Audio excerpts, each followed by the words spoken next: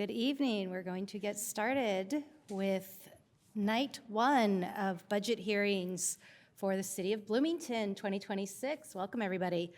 I will give you just a brief introduction of what our agenda for this evening will be, and I'll quickly lay out some of our procedures, and then we'll get going. Oh, I'm so sorry. Roll call. Deputy Clerk McDowell, would you mind taking roll, please?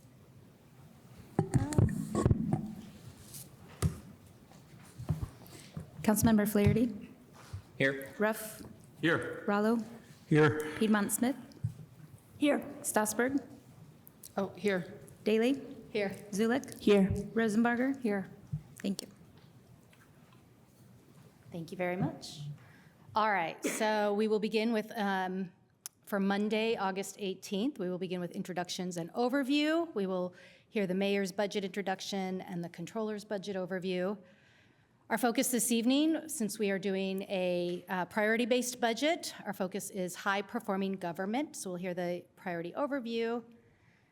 We'll be hearing from the Office of the City Clerk, then Office of the Common Council, followed by Office of the Mayor, Office of the Controller, the Legal Department, Human Resources Department, after that, the Information Technology and Services Department, and then up after that, finally, will be the Department of Public Works, hearing from Administration, Facilities Maintenance Division, and Fleet Maintenance Division. And so for our procedure this evening, we have a motion for the procedure. Oh, sorry, President Stossberg. Oh, don't call me President Stossberg. I can just be Councilmember Stossberg tonight. Okay. Thank you. I would like to move that for the duration of Budget Week, we limit councilmember question and answer periods to a maximum of 3 minutes per councilmember per presentation. Limit councilmember comment period to 3 minutes per councilmember per presentation, and limit public comment to 2 minutes per speaker per comment period. All right, do we vote on this? Yes. Yes. All right. Can we take a vote? Call, please. Councilmember Flaherty. Yes. Ruff. Yes. Rallo. Yes. Piedmont Smith. Yes. Stossberg. Yes. Daly. Yes. Zulik. Yes. Rosenbarger. Yes. And Asari. Yes. Thank you very much. And with that, I believe we are ready to get started. And with us here in Chambers, we have Mayor Thompson. Thank you. Good evening, everyone. And sidebar, congratulations to the new Asari who has entered the world. Congratulations to your family, council member. Glad everybody's healthy. I am really excited to present to you the first evening of the 2026 city budget. And this year is, it is new for a number of reasons.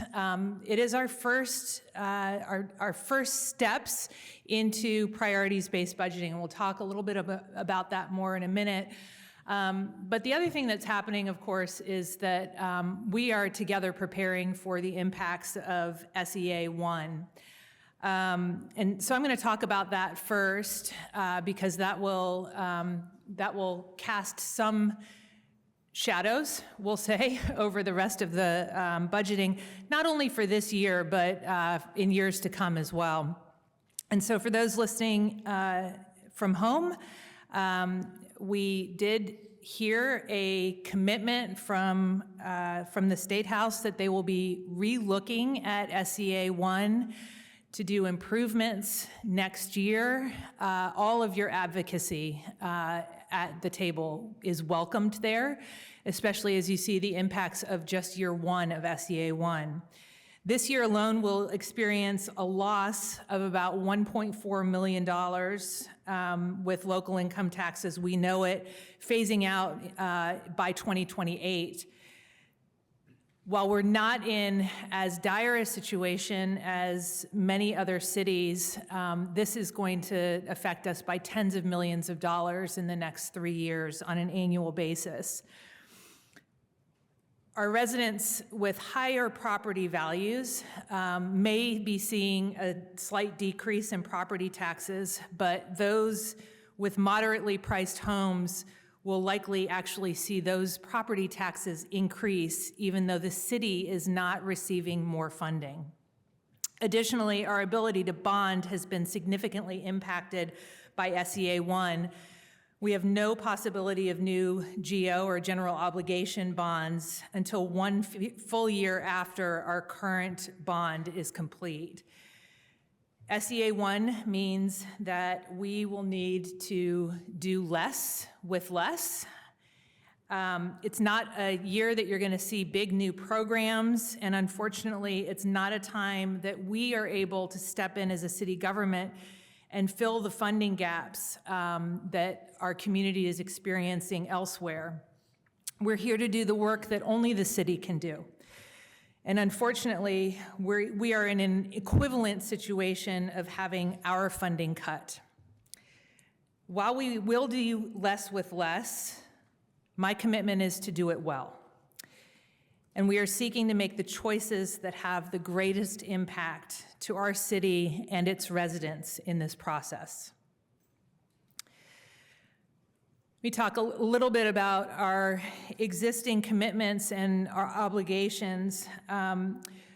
We will first and foremost commit to our existing commitments. We have building projects that are midway through or have been tabled for long periods of time, and we have infrastructure that's in disrepair. We will be seeking to fund those existing commitments. And next, we will be maintaining the assets that we've built. Of course, every park, sidewalk, or resource necessitates a maintenance fund, and my administration will prioritize maintenance of the existing resources that we've all come to treasure. Again, the focus on our core resources that only the city can provide will be the focus of this year's budget. So in programs, in maintenance, and fulfilling our existing commitments. Those city services, of course, are sewers and water services, streets that have to be maintained and plowed, public safety, and other core city services that the city is in a unique position to provide. I want to move to talking about how we're implementing a priorities-based budget. And first, let me just say that we're at the very early implementation stage of priorities-based budgeting, which is still several steps away from achieving an outcomes-based budget, which is our ultimate goal, of course. It will take time to fully implement even priorities-based budgeting, and we're really on step one. And rather than choosing to run the budget exactly as we have in previous years, we chose instead to offer you and the public an in-progress view, and then to allocate and then help you all understand the steps involved in the transition and improve the process as we go. Our goal is to have a comprehensive system eventually that evaluates the effective programs and their ability to meet outcomes, and then to allocate fiscal resources accordingly. So an outcomes-based budget is really the fiscal end of driving government by outcomes. The first step of the implementation, of course, was to identify our priority areas, and we did that in collaboration with the council. The priority areas are listed on the screen. We'll be talking about high-performing government this evening. Later this week, you'll hear about affordable housing and homelessness and economic development. Later, we'll hear about public safety, then community health and vitality, and finally, transportation. We've completed this first step, and this is really the only step that we've fully completed so far. And this is really our learning year. We are expecting mistakes.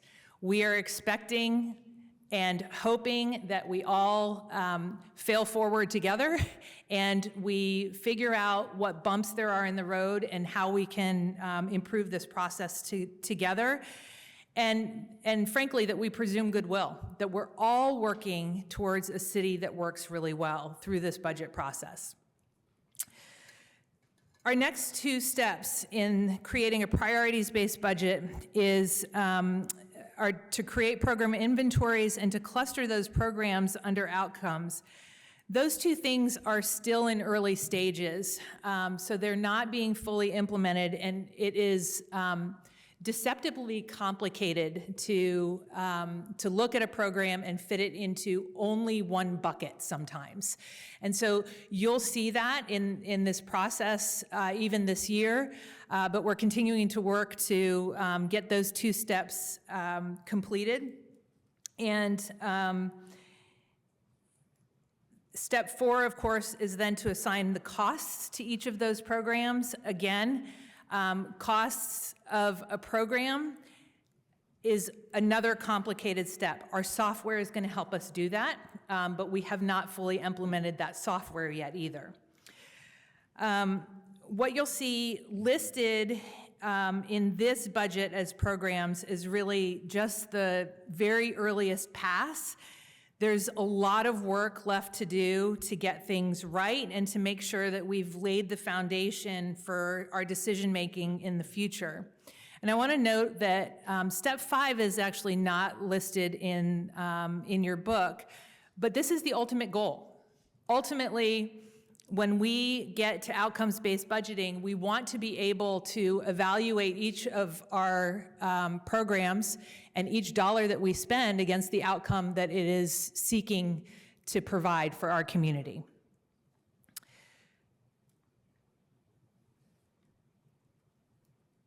So we're in this learning curve, and we are going to adjust moving forward. But some of the questions that we're asking really are how granular or broad should each program be? How much are we really discussing the nitty-gritty and what's included in a total program cost? And which outcome is associated with each program? That obviously is critical to evaluating its effectiveness, but there will be programs that could have fit into multiple buckets. And the example I like to use with the priorities-based budgeting and why it's so important for us to move through this process is that if you take an issue like meeting the needs of our unhoused neighbors, we have almost every department working on that in some way and expending resources in some way. As we move away from departmental budget presentations and into priority-based budgeting, we'll be able to see what we're spending, why we're spending it, and could we be making a better impact with those dollars? And there are many other examples like that. So as we move forward, we will adjust the plan accordingly. We'll make sure that the I'm sorry, that's timed. Oh, it's Mayor timed. Thompson. Okay. I'm so sorry. Great. Let me just end with a note. This is visibility we have never had before. We can expect a learning curve. And while we are going to be experiencing tough implications of SEA 1, this is also an opportunity for us to ensure that we are making the very best use of every taxpayer dollar that we have. And my commitment is that we will use it to its highest and best use, and we together have to make tough decisions. We cannot fund everything this year. Thank you. Thank you very much. Next, we'll be hearing the controller's budget introduction. Oh, I'm so sorry. Is this now we ask questions? This is why. There we go. All right, now we will have questions. Any council members have This is questions? our learning process. Yeah, there we go. Councilmember Ruff. Thank you, Mayor Thompson. But I was wondering that the phrase "fulfill our existing commitments" as being the highest priority. Can you elaborate a little bit on commitments? I mean, there are plans, there are but there are necessities, people are expecting we'll be plowing the streets and picking up the trash, but can you elaborate a little more on commitments? Yeah, and I'll say that those, on that slide, there were 3 different priorities. I'm not sure that those are in order, but we have logistics building for fire that's halfway complete. We would be wasting resources if we did not finish that. We also, though, have other building projects that have been planned and anticipated. They're not funded yet, and I don't know that we're going to be able to fund them, but the city needs them, and we would like to be able to fund them eventually. Those will not be budget questions, though. They'll be bond questions in the future. Okay, thank you. Any other questions? Councilmember Stossberg. Thank you. I appreciate that you went into some detail about what you consider those core services that only the city can do, because I was going to ask about that. But I'm also interested to know if, kind of as one unit of local government, AKA the city, how much communication you've had right now with, say, county council, county commissioners, and MCCSC, because in theory, I mean, all of us are government bodies of one kind or another. And so when we think about that bucket of things that only government bodies can manage to provide our residents with, I think that we really need to work together with those entities. So has your administration had any meetings with any of those folks yet, specifically about tackling financial times and making sure that we're not duplicating services or missing services? We have had conversations with MCCSC and members of county council, no formal meetings with the body, but every elected official that I have met with agrees collaboration is key right now. But let's acknowledge it always should be. We shouldn't be duplicating services. And so now is an unfortunate time, but a time that we could use to our best ability to ensure that we push that collaboration and make sure that we're defining our lanes and figuring out who's serving which pieces. Yeah, thank you. That's something that I've been thinking about a lot too, and I think it's really hard to find the time to set up those formal meetings, but I hope that we can work together, administration and council, and then also those other government bodies to do that, because it's really important, and it's to some degree time sensitive, but then it's also hard to squeeze in. So I guess this is my publicly saying, let's try to figure out a way to do that. Thank you. Councilmember Asare. Thank you, Mayor Thompson. Just maybe one overarching question to help as we navigate through the rest of this. One of the things that I wondered throughout reading was some clarity around what things, and maybe I'll take a step back, is that, we're not the first city in the country to ever go through, constraints from the state government. And a lot of the times and I think you've talked about this clearly, that we need to, have some type of expenditure cuts. But then there's also this element of sort of revenue enhancements, productivity enhancements. But it was unclear to me in the book, what are we cutting? And so is this, maybe I'll just leave it as an open-ended question, so you can sort of help us navigate a little bit better over the next couple of days, what expenditures were cut to bring us to the level that we're at. Yeah, so you'll be hearing about those in each presentation, and the controller will answer in more detail some of the things that some of the choices that we've already made. And I really wanted to highlight in my overview that last year during the budget process we had ideas for things that we wanted to add. We're not in a great position to add things, and I think we should all be taking a really critical look at what in fact we could cut.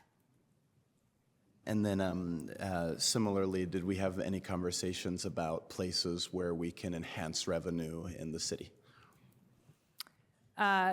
fewer of those at this point because the budget is, traditionally, and we've taken several steps towards new ways of budgeting, but traditionally driven from that tax derivative. So that's where we are right now, and there are conversations about how to drive revenue elsewhere, but no decisions made yet. Excellent. And then the last question in that line of thinking, the budget book, at least what was presented to us, was based on a flat assumption of our share of lit and the revenue estimates. But then it looked to me like the DLGF put out, I think the B Square report on this, that it's quite a bit higher than what was the flat level. Is that just going to eat into minimize our deficit, or what's the plan? I'm going to let the controller answer that Fantastic. during her presentation. Fantastic. Yeah. Fantastic. Thank you so much, Mayor Thompson. Councilmember Piedmont Smith. Yes, I wanted to ask, since, as you said, Mayor Thompson, we are in the first phase of a multi-phase process of going towards outcome-based budgeting. So if we have ideas in reading the budget book or following, this year's process, how do you envision collaborating to move ahead with the future steps? Well, I think the council has proactively set up a team to help do that, which my understanding is will be a year-round team. And so I think we're all keeping notes during this budget process, and where the rubber really hits the road is when we actually get to trying to implement the software and allocate funding for services. So a continual learning environment and a continual improvement process, I think, should be expected for a number of years. All right. So if we have feedback after this process, it should go through the Fiscal Committee of Council, or is it the Budget Task Force? Because there were two entities created. Maybe this is more of a question for Council President. I think that's a question you all will have to answer. We had thought you were setting up only one team, but there's two teams, and I'm not really clear how you define the differences. But you all will have to decide what your entity is. We know what our team is, who comes to the table from our side. So we're happy to collaborate. All right, thank you. Councilmember Stossberg, did you want to address that question? Well, I can if other people want me to. I Yes, have please. I have a thought on it, and that is that Councilmember Asari, as much as I hate to put more things on your plate, is on both the Budget Task Force and the Fiscal Committee, and that might mean that he is kind of primed to be able to take an inquiry and decide whether it has more to do with the outcome-based budgeting transition process, which is Budget Task Force, or whether it has more to do with kind of an ongoing nature of budgeting, which is Fiscal Committee. So maybe Councilmember Asari could consider being the point person on that, maybe supported by staff right now, because I know that he has a particularly busy family commitment at the moment. Councilmember Rollo. Thank you, Mayor Thompson. So I'm just, something caught my attention when Councilman President Stossberg asked about collaboration with our county government colleagues, and you said we shouldn't be duplicating services, which I think is a good idea, especially if budgets are lean. Could you expound on that a bit? What kind of collaboration would we see or what kind of services are you referring to in terms of duplication that we could collaborate on? Well, I'll pick one of my favorites, which is that there are a number of entities that provide social service funding throughout the community, but we haven't defined what the city's priorities are with that, what the county's priorities are, community foundation, et cetera.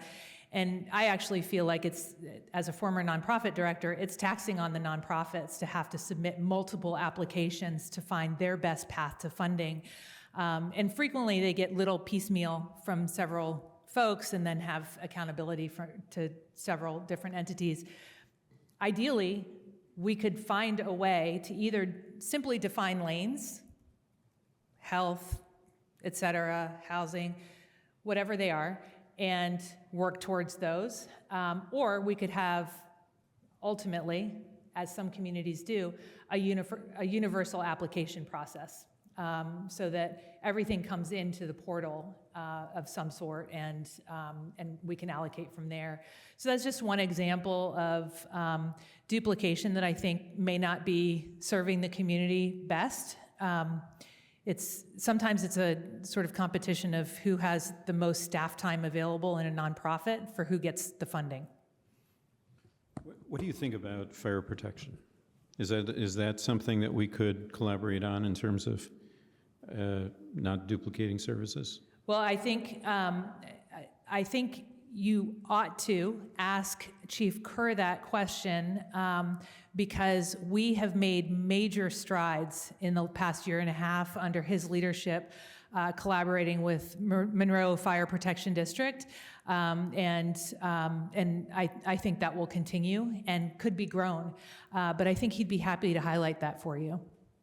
Okay, great. I will reserve that question for him. Great. Thank you very much.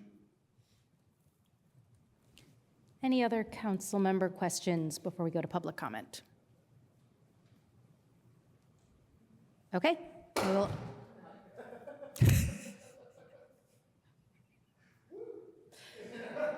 Is everyone okay down there? Okay. Anybody want to follow that up with public comment?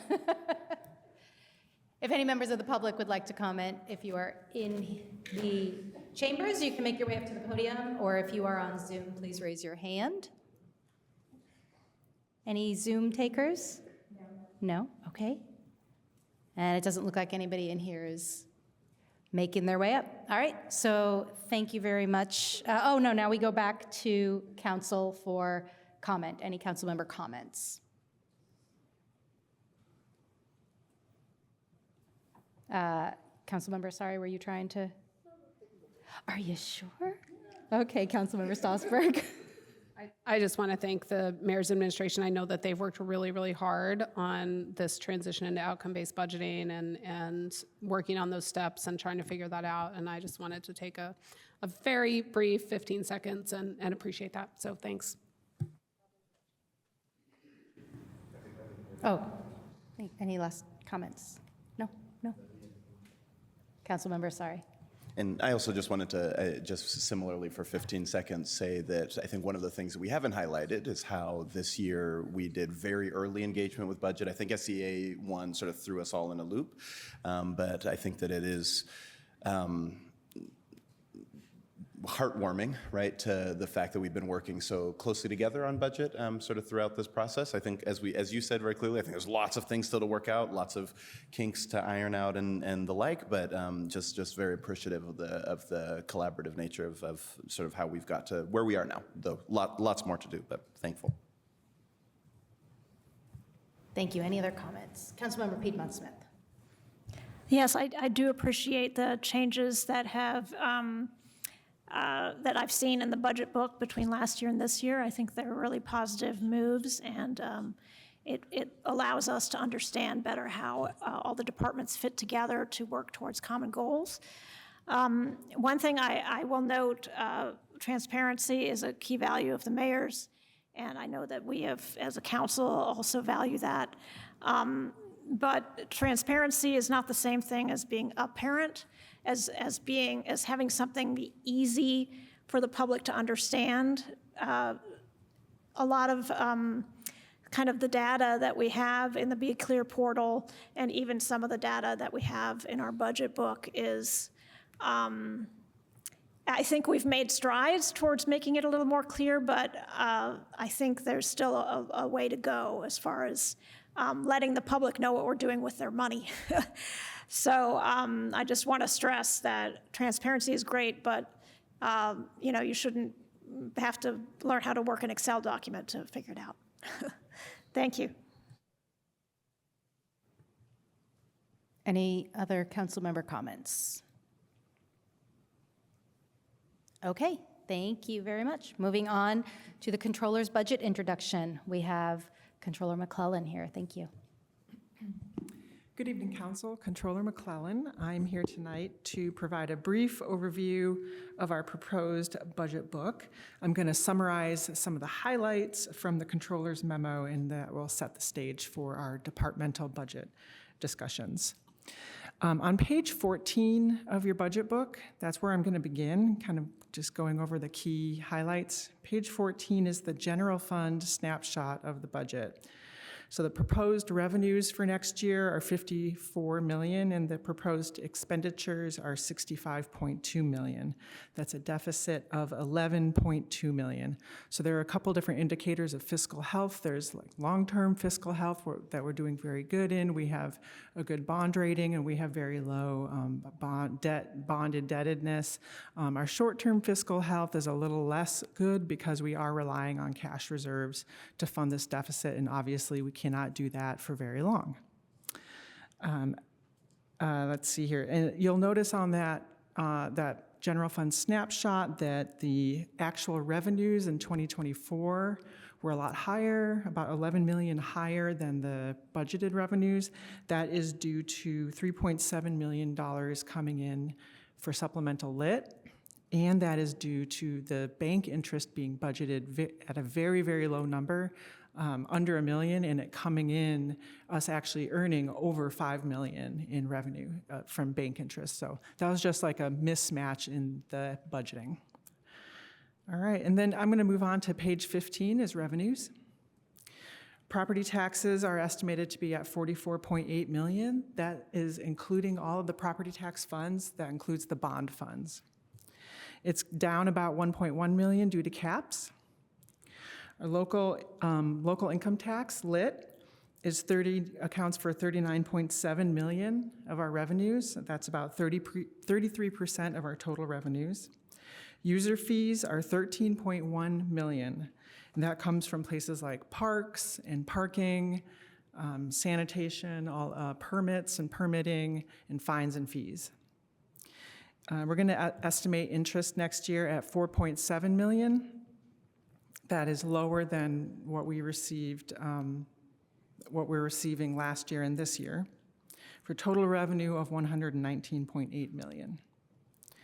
The key issues here in revenue are that we continue to see declining property taxes and declining state shared revenues, and that's going to constrain our growth. So I'm going to go to page 17, that's the expenditures. So an overview of the total city budget for expenditures is $82.1 million in personnel, $8.5 million in supplies, $41.7 million in other services, $14.9 million in capital outlays for total expenses at $147.1 million. So personnel growth, personnel continues to be the main driver of the city budget, and with all debt service payments in other services and charges, about $41.7 million. On page 19, we summarize some staffing changes at the city next year. We eliminated 2 positions. We added 6 positions, and there are 4 reclassifications. Adding these positions allows us to remove some consulting services fees in our budget, and that builds long-term growth in the city for capacity to do this kind of work. So there is a 2% COLA built into the budget. Budget is also affected by collective bargaining agreements of police and fire. And with these new positions and a decrease in consulting costs, the net fiscal impact is $39,000 after the consulting reductions. On page 20, we summarize the grants and community support that the city gives out to this community. The total proposed city investment in our community directly to the community is $9.3 million across affordable housing and homelessness, economic development, community health and vitality, and transportation. We provided you with a summary of some of the SE1 changes that are going to affect us next year. There's a limit on GO bonds. The city cannot issue a new short-term GO bond until 2027. And there is a cooling off period, which is a one-year gap before issuing new debt after short-term GO debt expires. And the lit restructuring is going to begin in 2028. Council must adopt new rates by October 1st, 2027, and readopt annually, and rates default to zero if we do not readopt. The takeaway with the bond structuring is that we have a lot of work to do with our bond consultants to figure out how we can layer and ladder different types of bonds to meet our needs in this newly defined bonding environment. We provided an overview of our debt on page 22 and 23. The current debt service rate is 14 cents. And so that means 14 cents or 14% is of the city tax rate is going to pay debt. There are thresholds put in place by the Indiana legislature about controlled projects, and there's a chart in your packet about that threshold. If our debt rate gets to 25 cents, no matter how big or small the project is, that will initiate a petition and remonstrance process. So that's just important to know as we go forward in deciding how we're going to finance large projects. So our active projects are the Fire Training and Logistics Center. We're in preliminary police station design at 714, and we are looking into preliminary services to decide what we need for a public works service center. I just want to go over really quickly what our schedule is for these budget hearings this year. We're having our hearings on the 18th, the 20th, the 25th, and the 27th. The advertisement for the budget must be published by September 12th. Our public hearing, which is it's an official meeting that has to happen, is September 24th, and our final budget adoption will be on October 8th. And those will happen according to your schedule. I'm sure you're probably all aware of that. I kind of wanted to go over that for the public. Thank you very much. I'm sure there are more questions that can be answered in the department, specifically by the departments, and I'm happy to answer any questions now. All right, thank you, Controller McClellan. Any questions from council members? Councilmember Rallo. Thank you for your presentation. Just so we're on the same page in terms of anticipating cost of living increases, I note that cost of living is estimated to increase by 2.7% next year, and we've earmarked 2%. Do you differ with that estimation that I've given you, or is there an explanation for why we're not keeping pace with it? Social Security estimate for cost of living increase is 2.7%, and we made a decision to go with 2% based on the very large salary increases that we gave to the employees this year. However, we do have the numbers and of what all those, what a 2.7 increase would cost. So we're happy to discuss that cost and talk about what the increase should be. Okay, thank you. I'm sorry, I just want to follow. We were trying to be conservative just just because of the overall budget and the fiscal environment. We just wanted to be conservative to start out and go from there. All right, thank you. I understand my colleague, Councilmember Piedmont Smith, asked this question by email, and she sent me information from you about potential estimated costs of that 0.7%. Yes. So I'll look into that. I haven't seen it yet. Thank you. Okay. Any other questions?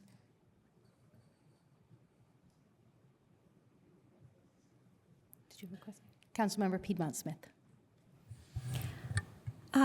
Yes, I've gotten some feedback from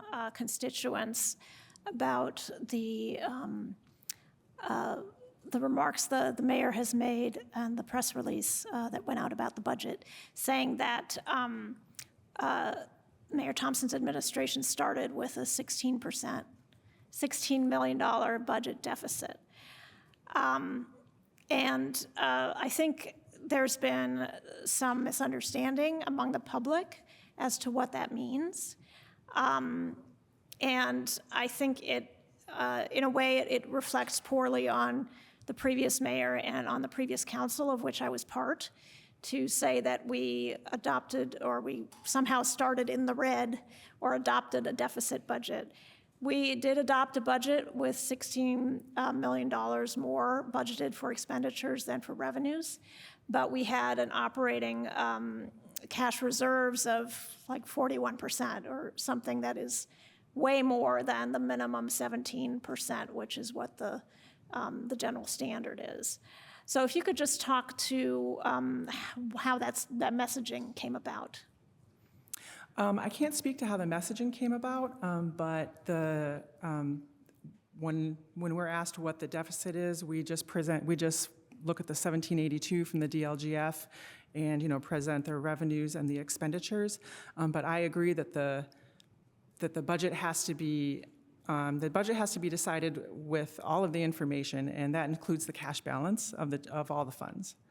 So knowing the cash balance of all the funds is very important to that, to knowing what the kind of what your cash reserves are and what kind of reserves you have to cover your budgeted expenditures.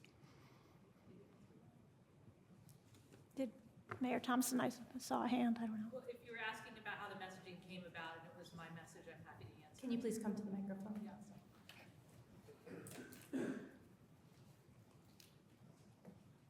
Yeah, the question I heard is how the messaging came about, and since it was my message, I think the question's probably for me. The definition of a deficit budget is spending more than what you're bringing in, and it's important that the public understands and has a mindset that we can't keep spending the way we have been spending. It was meant as no criticism to the former council.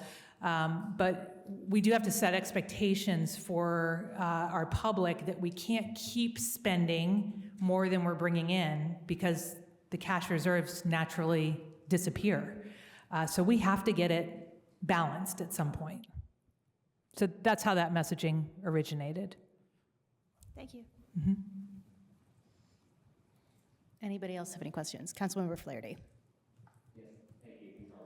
To follow up on just the technical underlying data of that, am I understanding correctly that the $16 million deficit figure is a reference to the delta between the approved or adopted budget for 2024 expense and revenue lines for the general fund?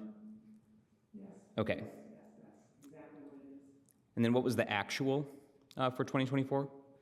The actual for 2024 should be in your budget book. It's a $5 million surplus in the line I'm looking at.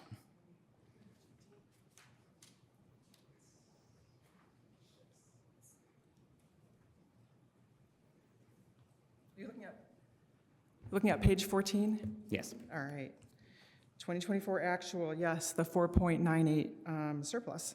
So we tend to not spend our whole budget. There's also that supplemental lit revenue in there and the bank interest revenue in there. So we didn't spend all of our budget and we got more revenues than we expected. So the 2024 came out in the positive. Okay. And so that was true of actually 2022, 2023, and 2024, right? Correct. And I'm trying to recall last year when we discussed our level of reserves being much healthier than needed, frankly. Didn't we collectively discuss, both the administration and the council, that it would be beneficial for the city to spend some of that down with intention? Okay. Yes. Just confirming my recollection. Thank you. That's how I remember it.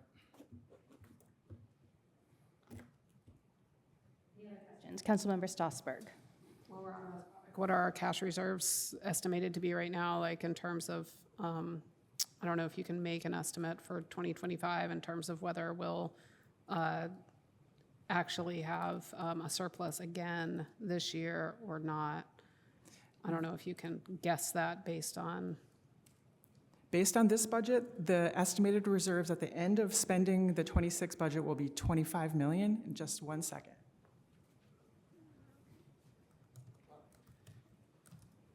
I would have to log into my computer, but I can give you the estimated cash reserves at the end of this year, and the estimated cash reserves at the end of 2026 will be 25 million.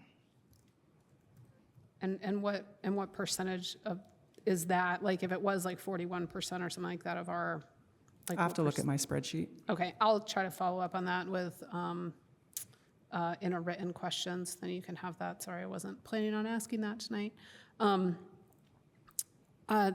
One thing that I did want to make sure to ask you, I think that you're the right question for this. It goes to a bunch of the salary numbers in the actual like budget book, okay? And for a lot of the spreadsheets that are at the end of these, it's the health insurance didn't actually increase in budget between 2025 and 2026. Are those just all estimates right now? Because some departments have health insurance costs increasing and others don't. We did not increase the amount that the city pays towards health insurance next year. It's the same per employee, so if it increased, it was probably due to adding an employee or some kind of fluctuation like that, like number of employees in their department, or a correction. Maybe we didn't have enough budgeted last year, something like that. Okay, so if health insurance costs increase, then that's going to be on the employees to pay for those health insurance cost increases because the city is not going to increase their share at all? The city's share is enough to cover the increase in health insurance costs. We have we recently got Is that an HR question? Should I follow up a with 1% HR? increase in our health insurance costs, and so that amount does cover it still. Okay. And then the other thing that I wanted to ask about, I'll just email it to you. Thanks. Any other questions? All right, I don't see any takers, so we will go to public comment. Is there anybody in chambers or on Zoom? Please make yourself known so we can take public comment. Has anybody shown interest on Zoom? Yes, we have one on Zoom. Oh, wonderful. Thank you very much. Please state your name, and you have 2 minutes for your public comment. All right, Kevin Keogh. And yeah, I've been trying to understand that deficit. I know I've sent emails to the council and to the controller, but there's a schedule at the end of 2023 that's part of the audited financials. This one isn't, but it's a schedule showing the changes between the years. And I'm a CPA, but this is the first time I think I've ever seen the term budgetary basis. And I guess that's where I'm getting hung up, is this budgetary basis. But the schedule also shows it's kind of a qualitative report because it has a variance. It takes the variance of what this budgetary basis final budget is to actual. And what's very concerning about this, it kind of shows how good are you at estimating your revenues and how good are you are maintaining the spending to make sure you don't overspend much. And the positive is if you get a positive, if you collect more taxes or revenues, that's a positive variance. And if you spend less than you budgeted, that's a positive variance. But what really caught my attention is at the end of the year, the final fund balance positive, it's positive, but the variance is like $70,800,000, which is just an obscene amount of money. I would think from the schedule. I don't know. It was, again, I'm trying to understand this, but it shows to me there was no way you had. I mean, I can understand this final budget thing, but this thing is just showing your estimates. And to say there was because the deficit, this thing will continue on for a few more years, where it's going to look really wacky because of this budgetary basis that you maintain, because it's carrying these some really wacky numbers because they don't reflect what actually happened. So that's my key. And I know my time's running out, but thank you very much.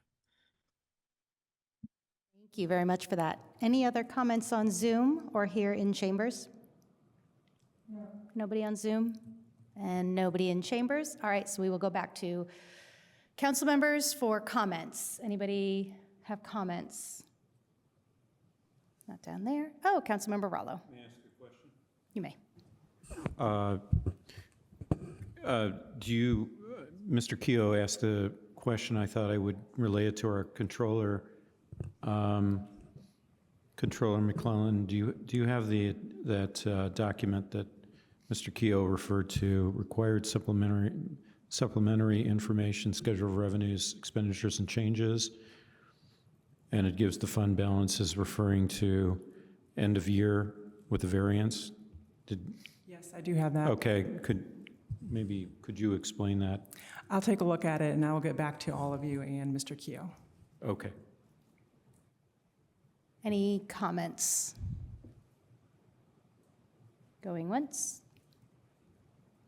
You can finish out your time. Yeah. Quick comment. I appreciate the administration's work under the circumstances of anticipated loss of revenue, but just as we start this process off, I've been historically critical of budgets that don't reflect COLA, and I think it's a bad precedent to do that. It's also, I think, it's something I've experienced in the past, and I think that this. I realize times are tight, but this budget calls for increasing FTEs. I think four employees added. I'll suspend judgment on whether those are needed, but I think it reflects badly if we don't increase the COLA to what's anticipated by the Social Security Administration while adding more employees. So I have more to say, but I'll leave it at that for now. Thank you. Thank you. Anybody else with final comments? Councilmember Piedmont Smith. Yeah, and I don't know if this is more appropriate here or later with the HR budget, but I also am very concerned that we're not keeping up with increasing cost of living. It does build up, so if we don't give a cost of living adjustment that's equivalent to inflation this year, then even if we catch up with that next year, that's still going to leave people behind. Part of the salary study that is being implemented, and I know that there's a lot of money going to that, but that is only as good as the salaries keeping up with inflation. And so I don't think it's a good reason to say, well, people are getting raises anyway, so they don't need this. The cost of everything is going up. So I really would like to look at those numbers. For my colleagues who may not have seen this, we did get some additional information that's also now available on the City Council website from the controller about there's some revenue, some fund balance numbers there, and there's also the cost of living adjustment calculations there. So I encourage you all to take a look at that, and hopefully we can do better for the employees. Thank you. Any other comments? Councilmember Ruff. When we did the original living wage ordinance 20-some years ago, one of the main sticking points was indexing it to the cost of living every year, having it automatically adjust to the cost of living. And that was to keep it, of course, from just falling behind, like the federal and many state minimum wage does. And then when it comes time to make a big adjustment, it's much more difficult. And in the interim, you have made it more difficult for people. So, I have to agree with my fellow council members who said that, I don't think it makes sense to not adjust to the best estimate we can point to for cost of living. That's all. Thank you. Anybody else with final comments? All right, thank you very much. We will now get our human resources introduction from no, we're not. Okay, sorry about that. So we move on to presentation from questions from the Office of the City Clerk. High-performing government overview. Who is presenting the high-performing government overview? Deputy Mayor Knapp, thank you.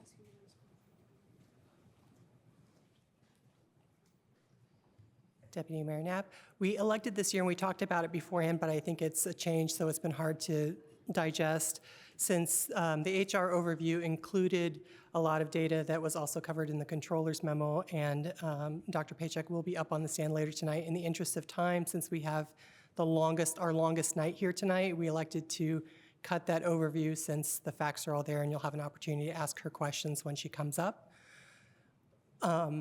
So I thought before each of these sessions, I would just talk a little bit about what we included in that overview for the benefit of the public, but also to help us understand as we go forward what we'll need to talk about and the decisions we'll need to make. And one of the things that is challenging about priorities-based budgeting or outcomes-based budgeting is that every single dollar has to be allocated somewhere.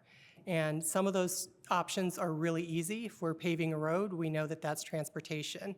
Some of the other options are not easy.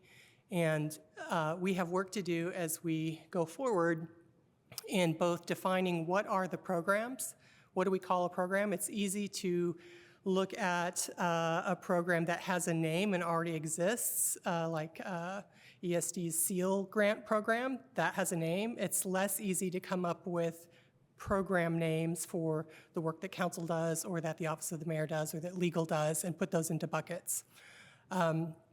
So in this category tonight, these are the departments that will be presenting are listed up here, but I wanted to talk a little bit about that overview and what we included and why. So we included all the departments that provide internal support to the city as an organization, HR, ITS, legal, controller, and these last two are not intuitive, but fleet, which only provides service to fleet vehicles for city employees, and facilities maintenance, which is of course the building that we're in, and some other ones as well. So there is, while the public may encounter employees driving cars that have been serviced by fleet, and of course they come into this building, those are largely internal services to government. We also included elected officials and leadership offices, clerk, council, mayor. And then some departments have divisions or sections of their budget that are already set aside and labeled administration. And the question of what portion of those administrative leadership expenses for a department like fire or public works or parks should be thought of as government, high-performing government, and which portion of those should be considered part of the actual programs that they run is a complicated one, and our consultants that will help us implement the software will have more advice on that. So in addition to the way this process worked, we have new software, and department and unit heads went in and entered, and also AI generated some suggested topics based on previous implementations of this software in other municipalities, like what are some traditional categories of programs, traditional programs that exist. And then departments entered programs that they knew about. We corrected some of those, and then we tried to cluster them so that we didn't give you a list of just 80 programs, but there was a way to kind of chunk them out. So are the programs right? Do they have the right level of granularity, or should they be broader? Did we cluster them in the right way? Are they under the right priorities? All of these things need so much work. So you're gonna look through here and be like, why did she put that there? Or why did they put that there? It could be wrong. But these are kind of the general buckets that we came up with to cluster the programs around. And so as we go forward, I think what we'll need to work on is not just what do we include as part of, for lack of a better phrase, overhead, and what do we not include and bundle in with those areas, public safety rather than public safety administration. But how do we identify and measure outcomes of high-performing government programs, the work that all of us do, that legal, HR, and other service departments do, and how do we present that during budget season? How, when we have multiple departments that might have expenses in every bucket, do they present every single time, just in some? So these are all some of the questions that we'll have to unravel, and I'm happy to take questions, or we can just move right on. All right, thank you very much. Any questions for Deputy Mayor Knapp?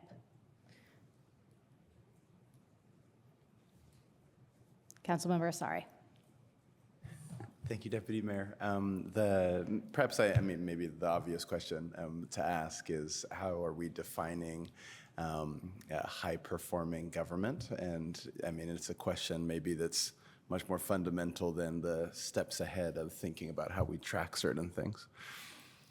Well, that's a great question, and I could slice that probably a lot of ways. I think some of the things we've already talked about here tonight, transparency, and as I agree with Councilmember Piedmont-Smith that it's not just being transparent, but making it accessible so that people understand. I also think a high-performing government provides quality customer service. Whatever the government services that or answer that you're seeking, it's easy to find. You understand the answer. If you're getting a permit, it's clear, your expectations are met, you're treated with courtesy all the way through. But there's also, of course, the whole fiscal component and being accountable and being good stewards. And are we working on the right work? We could be completely polite and transparent and everyone could get through everything quickly, but if it's not the right work, then it's all in vain. So layers to that, I think. Any other questions? Councilmember Piedmont-Smith. I'm sorry if this sounds repetitive, but if we have input into these categories, can we reach out to you or reach out through the committee? I think we should come up with a consolidated way to do it. One of the challenges we face on our side is, we can work as a team and have as many conversations as we want on our side about what we think. You all have a different challenge. And when we get conflicting feedback, if that were to happen, and we haven't gotten that yet, but if someone were to say, I think this definitely should be in this category, and someone else says, no, it definitely should be in that one, we'll need your help in figuring out how to do that. So I would say keep a running list, and the budget task force, we can dive in as soon as we start. Because I think you did hit upon a kind of a philosophical question of the administration of fire and police. Should that be in fire and police? Should that be in? So anyway, yes, we will. To be continued over many months. I will refrain from contacting you with every little thing, and we'll have an organized feedback process. Thank you. Councilmember Asari.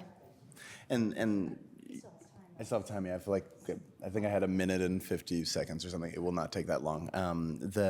I think the thing that I've struggled with, and it may just be because I'm tired or dense or something, but as we're thinking about this meaningful step towards outcome-based budgeting, which is priority-based budgeting, what's unclear to me, and maybe again it might just be me, but we talk about at this level trade-offs, and we're talking about doing less with less. It actually wasn't clear to me what trade-offs we're making, nor was it clear to me what we're not prioritizing by effectively making these priorities that we've set. And so that's not. So I'm really not asking about the semantics of what do we mean by high-performing government. I think that's an important question, but not a philosophical question. Like in the brass tacks of this, what are we deciding? These things matter to us as a city that we're presenting here in this budget. Well, I hope that by looking at the program lists as imperfect as they are, that what I hope it would do for you, which it certainly did for me, was deepen my understanding of all of the things that the city actually does. So I think the first is getting that baseline assessment of, do we actually know all of the activities that the city does and what they cost and how much time staff spend on them? And I think there were some eye-openers for me in this process. I had no idea that the city gives out $9.3 million, for example, that we were passed through for that much money. There are other little surprises for me on that. And so I think once we that work of defining the outcomes and saying, is it the right work and what do we cut is much easier once we have a shared understanding of what are we currently doing.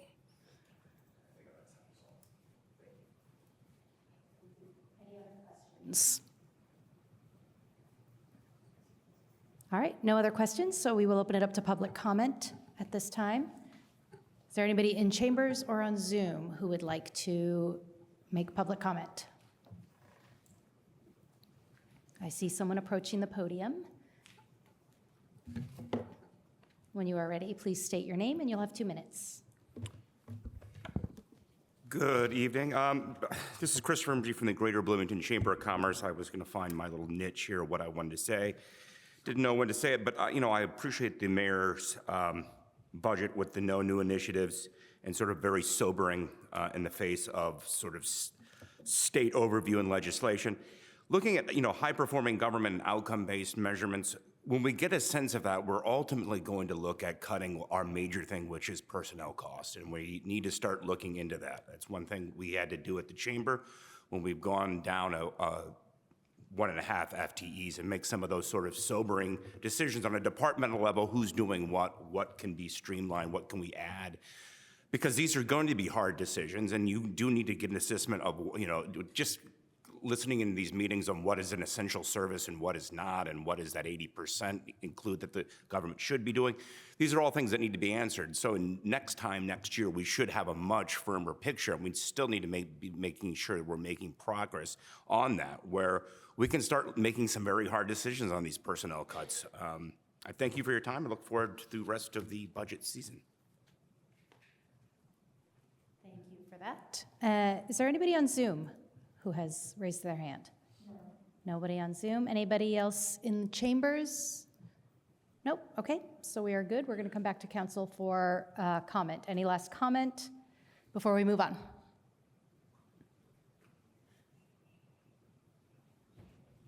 All right, I think that wraps that up. Thank you very much. And so now that I have finally found the right agenda, we move on to Office of the City Clerk, and I believe presenting tonight we have Clerk Bolden. Good evening. Did not expect that, y'all. I'm so sorry. I know. So my name is Nicole Bolden. I'm the Bloomington City Clerk. For those who may be visually impaired, I'm wearing a tan colored jacket and a navy blue dress. So I'm going to, this is my, 10th time presenting a budget to the City Council on behalf of the Clerk's Office. And I did a quick run through of my budget over the last few years, and I saw that I tend to not make major changes every year. Every couple of years there may be a change, but this is not one of them, so we'll be very fast. So, wow. We have 5 full-time employees, 1 part-time employee. We have several things that we do in the office that fall under the programs, but overall we are all part of the good governance program. We've had some successes this year with certifications, compliance with continuing education.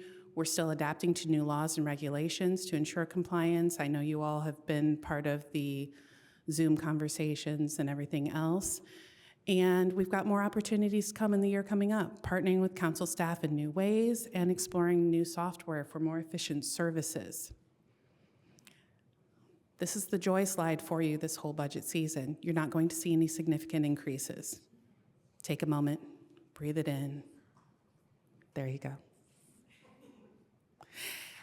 Before I conclude, I do want to take this moment, which is utterly inappropriate in my budget, but I don't know a better time to do so because they're in the room, to say thank you to Mayor Thompson for writing a proclamation for the Indiana League of Municipal Clerks and Treasurers. It was presented last week while we were all doing our continuing education. I would like to thank Controller McClellan for actually reading said proclamation on behalf of the administration. I greatly appreciated it.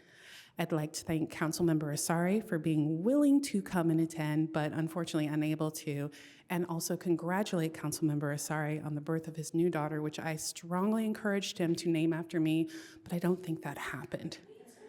You did too? these are the things. So I'm available for any questions, and I'm happy to delve a little bit more into the concept of governance as we see it through the clerk's office. Thank you very much for your presentation. Any questions from council members? Councilmember Stossberg. Yeah, hi, thank you. In the introductory part of this, it mentioned the clerk's office officiating marriages. And are you still officiating marriages? From time to time, we have still officiated marriages, but we have not done any, actually, I should say weddings, not marriages, because we're officiating weddings, but we have not opened it up in general widely. Is there a reason why that change was made? Because I feel like that you used to have these days when people could come and have a wedding and that you would officiate, and that maybe that's closed a little bit. So It started during the pandemic, where we were concerned about having members of the public come into the office on a regular basis. And then for a while, we were short-staffed and coming up to staffing, full staffing, not only in the clerk's office, but in the council office as well. So while the clerk's office was helping to actually, once we were fully staffed, we were also helping the council with a lot of their workload and their staff onboarding and other tasks that needed to be done. So are you planning then, since staffing is approaching stability at this point, to resume marriage officiating? That's a great question, and it's something we're still exploring. Okay. I think any other questions I'll ask in the, I'll send later. Thanks. Okay.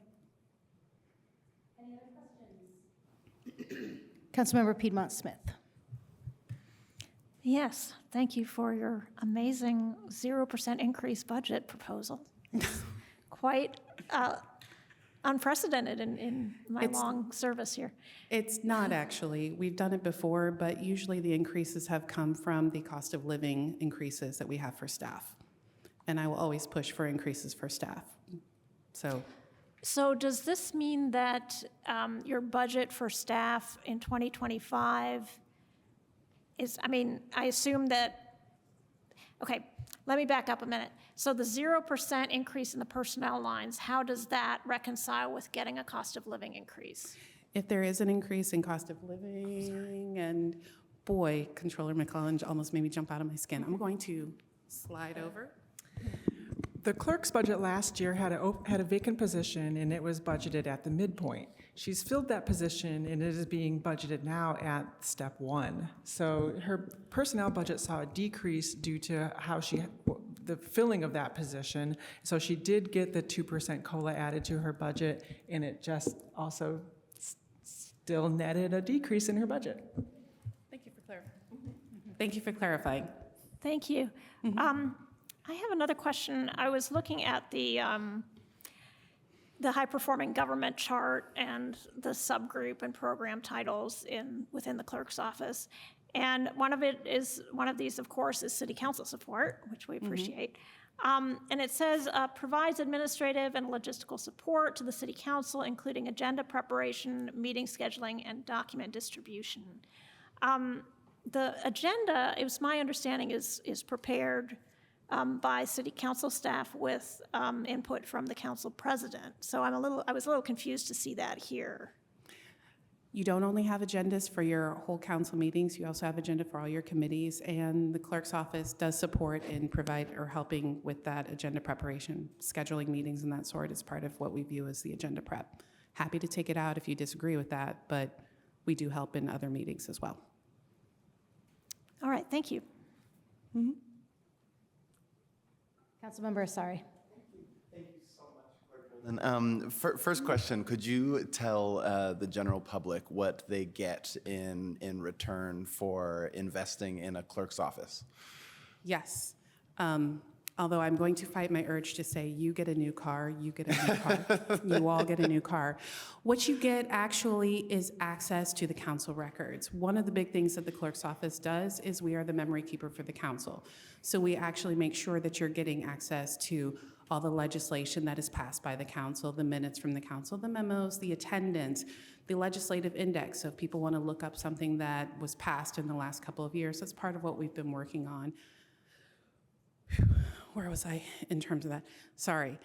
We also handle parking citation appeals. So that's something else that you get through in the clerk's office, which is every time somebody feels like they've gotten a citation that was issued incorrectly, they come through the clerk's office and say, hey, I think, I paid for my time. And then we can look and say, no. But that is part of the process that we also look at. I'm trying to remember all of the programs that we do through the clerk's office, and you caught me off guard just a touch with that question. But I think the bigger picture is we are the ones who make sure that city government is kind of running quietly. You will see us most if we're actually making an error. It's kind of like, what was I saying earlier? It's like walking into your house when it's clean. It's just clean. You're not going to notice. But you will notice if somebody leaves their dirty laundry all over the floor.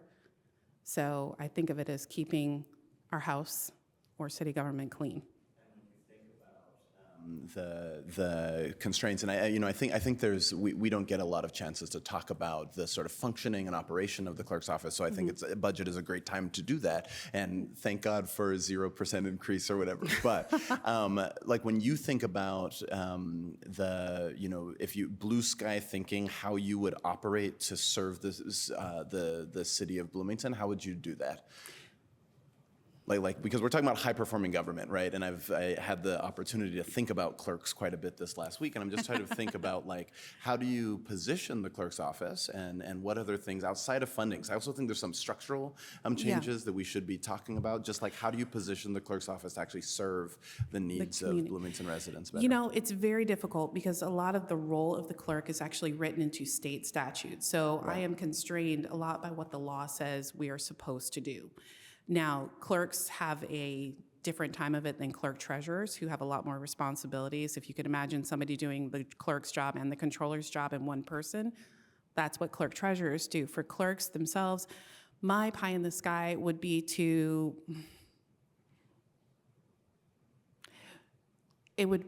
actually have a larger staff where we could actually provide a lot of the administrative support that the council needs and free up the council attorney to actually do more of the legal work that they need to do. I know at one point there was some discussion about restructuring council staffing and everything else. That would be my dream, which would be a way to actually enable more work that the council actually produces for the city as opposed to being in such a reactive posture, but being able to be more proactive and actually get some of the things done that the council has said they want to get done. And I think you took me a place I didn't necessarily plan on going, so I apologize if that's too much. That's your time for questioning. Thank you. Not you. You stay. In case there's any other questions. Yes. Anybody else have any questions?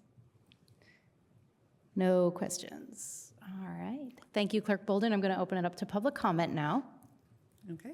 If anybody here in chambers has anything, or anybody on Zoom? No. Give it one more beat. Still no hand? Okay, thank you. And now I will open it up to council member comment. Anybody have any comments?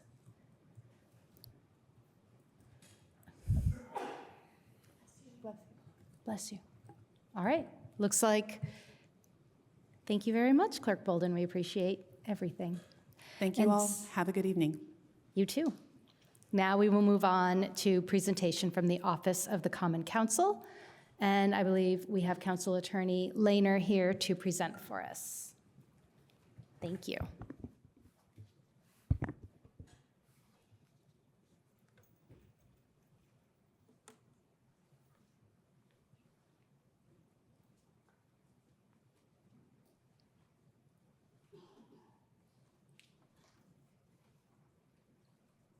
Good evening. I'm pleased to present Common Council's budget priorities this evening.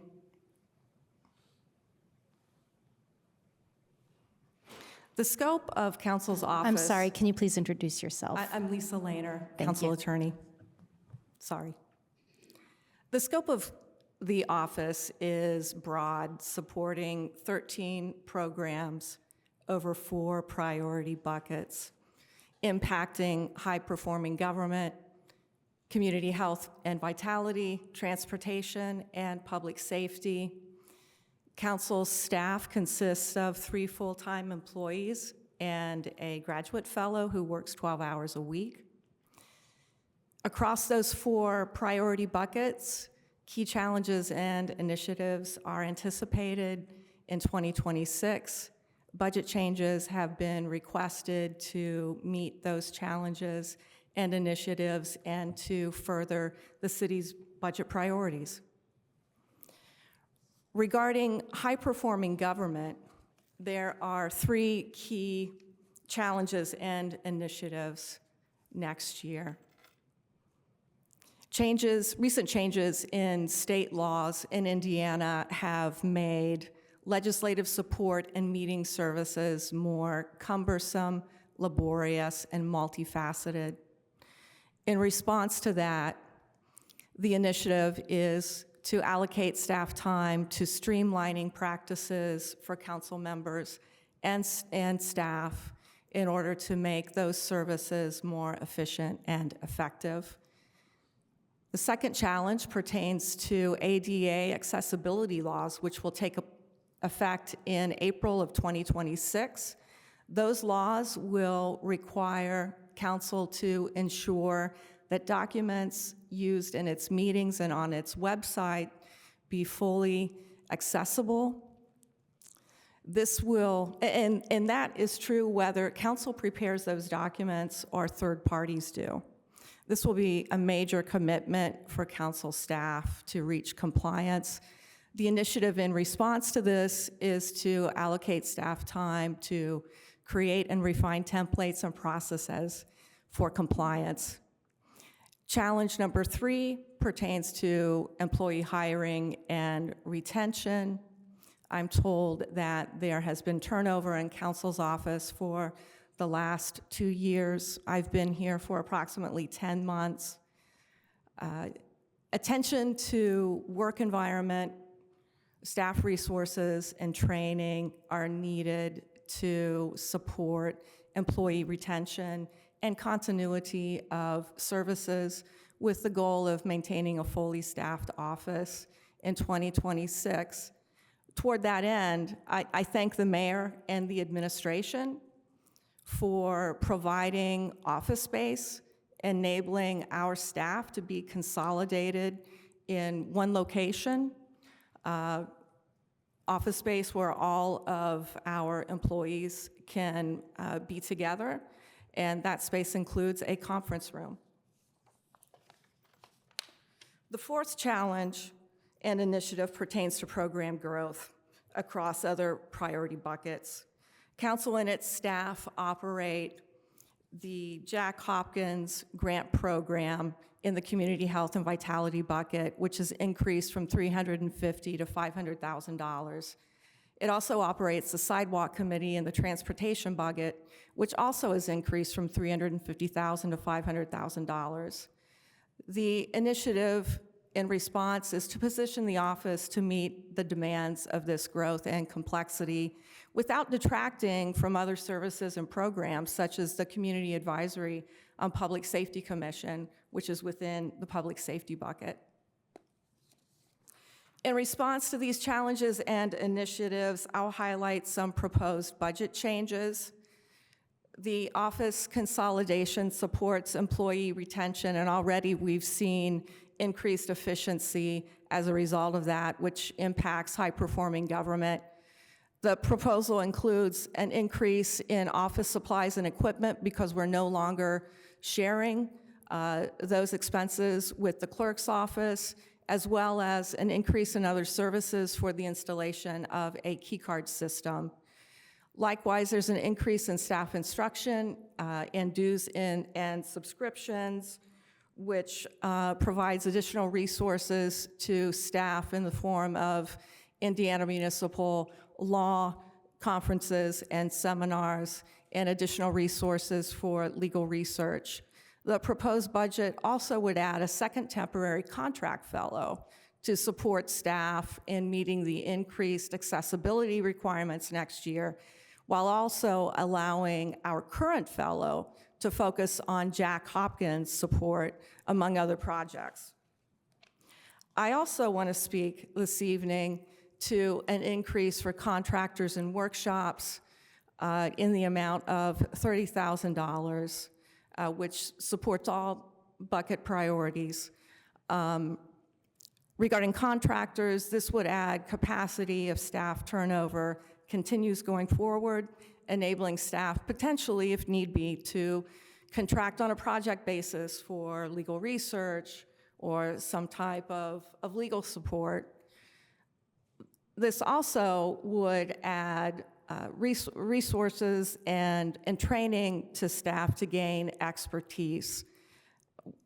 We have a broad scope in our office and limited staff, and as a result, we can't be experts in all practice areas that we cover.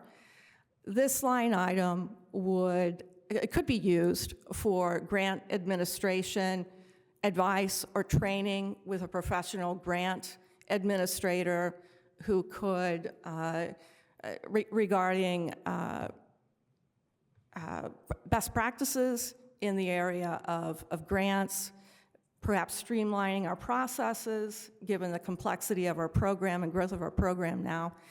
This line item also could be used for a deliberation session facilitator on a particularly challenging topic, or it could be used for targeted advice on complex legal issues where there may be limited or conflicting legal authority. And of course, it could potentially be used for an opinion if the backlog with the open door, for open door law questions continues with the public access counselor. Likewise, this could be used to fund workshops to update staff and council members regarding improvements in legislative processes, budget practices, updates, and strategies for legal research as well. So these increases aim to improve the efficiency and effectiveness of the services delivered by council members and council staff to improve our high-performing government services and to support other bucket priorities as well. Thank you for your consideration. Thank you very much. Any questions from council members? Councilmember Stossberg. Thank you so much. That was a great presentation. I have a question, and actually, this is a question that I have repeatedly, like throughout the night, so it might mostly be a controller question, but I realize that this is the first time it's coming up here. So in terms of personnel services, the percent change was 9%. Is that like due to the fellow? Is that due to, I mean, because if COLA is 2%, but then that personnel services is going up 9%, and then actually, I think if I scroll down to the actual salaries, it's 10% in salaries and wages. So can somebody, and that might not be Attorney Lehner, explain? Actually, I some of asked that? the same question Awesome. and received a response from the Deputy Controller by email. Salary increases from 2025 to 2026 are a direct reflection of citywide implementation of the salary study in 2025, plus a 2% COLA for 2026. Of course, FICA and PERF are a percentage of that increase as well. And then there is a DC match, which will be increased this year because last year the system only captured DC match for the 3 full-time employees.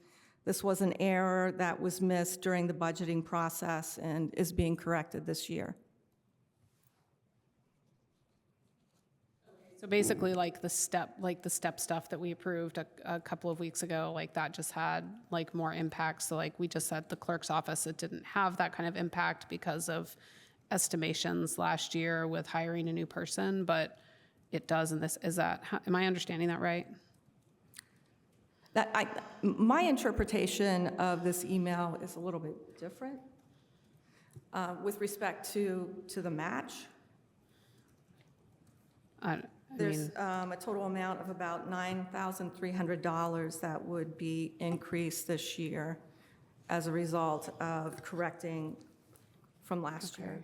I guess I'm mostly looking at the salaries and wages part and not so much the other pieces of this. And so I don't know, Controller McClellan, I don't know if you can really answer that in 45 seconds, or I should just like ask you again on one of the other presentations, because they're often, like, there's a bunch of them like this.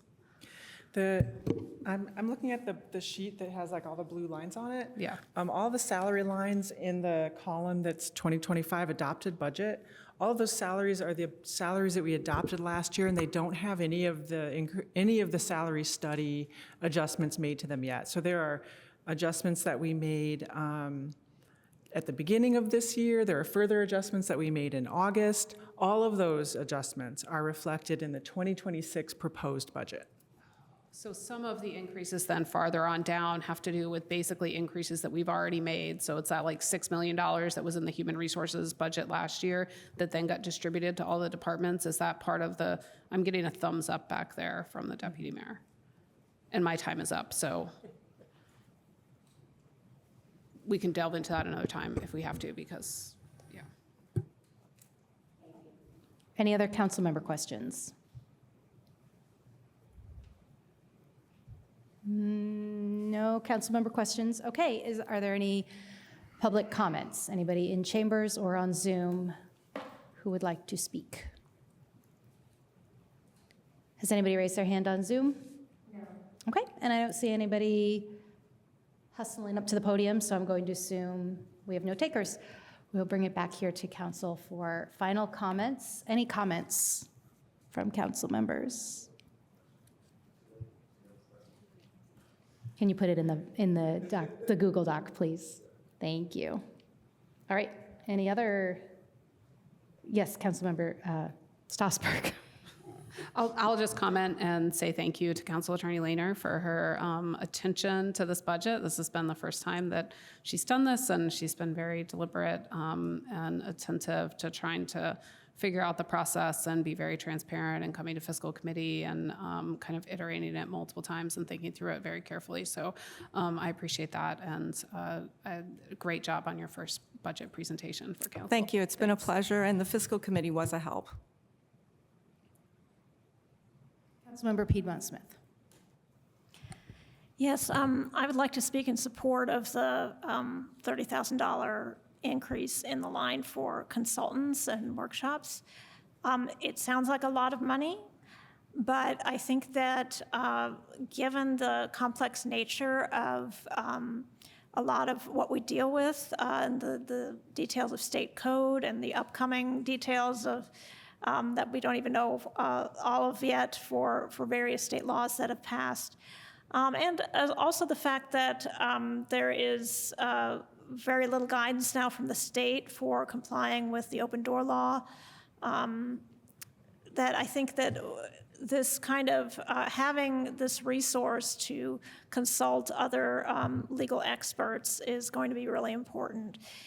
In addition, I know how much the council in the last 2 years has, the council staff has struggled with the amount of time involved with the Jack Hopkins Social Service Fund program, and the significant increase between 2024 and 25 does mean that there are more, the applications are, well, they always seem to increase anyway, but it's a more complex process. There's more paperwork to keep track of, and I can see that some extra support might be needed there as well.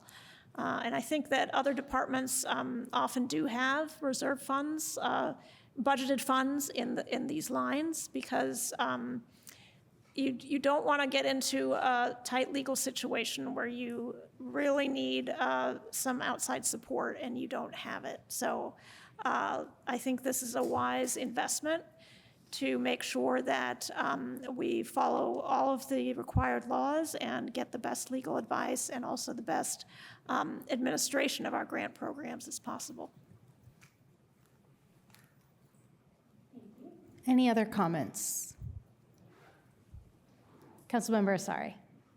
Thank you so much, Attorney Lehner. I think that just generally reflecting on both on both our proposed budget and the clerks and this overarching comment about reduplication of efforts, I think that that's something that, you know, in the weeks and months ahead is something we really should be evaluating. I think that you know, there's this strange sort of Ouroboros thing here where we're like, we want to control Jack Hopkins, but then we also say, but it creates a lot of work. And so as a consequence, we need to create more work and more capacity for that. So it's sort of creating an inflationary sort of pressure on us. And so I just think we need to be critical about the services that different offices provide, the way, because we're hearing a lot about the tensions on sort of the workload of council attorney, particularly. But then I'm just thinking, okay, so if we get some additional consultants, does that alleviate the load? It just sort of feels to me like we're just going to continue to fill all the space. We fill a lot of your time with questions like whether or not, you know, some dead man in his grave would allow us to, you know, stop a meeting or something like that, which feels sort of like, you know, we could be a little bit more critical about the way that we spend time. And so I'm a little concerned about, you know, bloat in our own budget, because I think we're just going to continue to fill that space. So if we put $30,000, I imagine we're going to spend $30,000. So what type of controls do we even have on that? I think there's a lot of interesting proposals around figuring out ways, for example, for the clerk's office to reorganize in a way where some of this work isn't sort of duplicated by our staff, and so on and so forth. But so I think these are sort of broader conversations.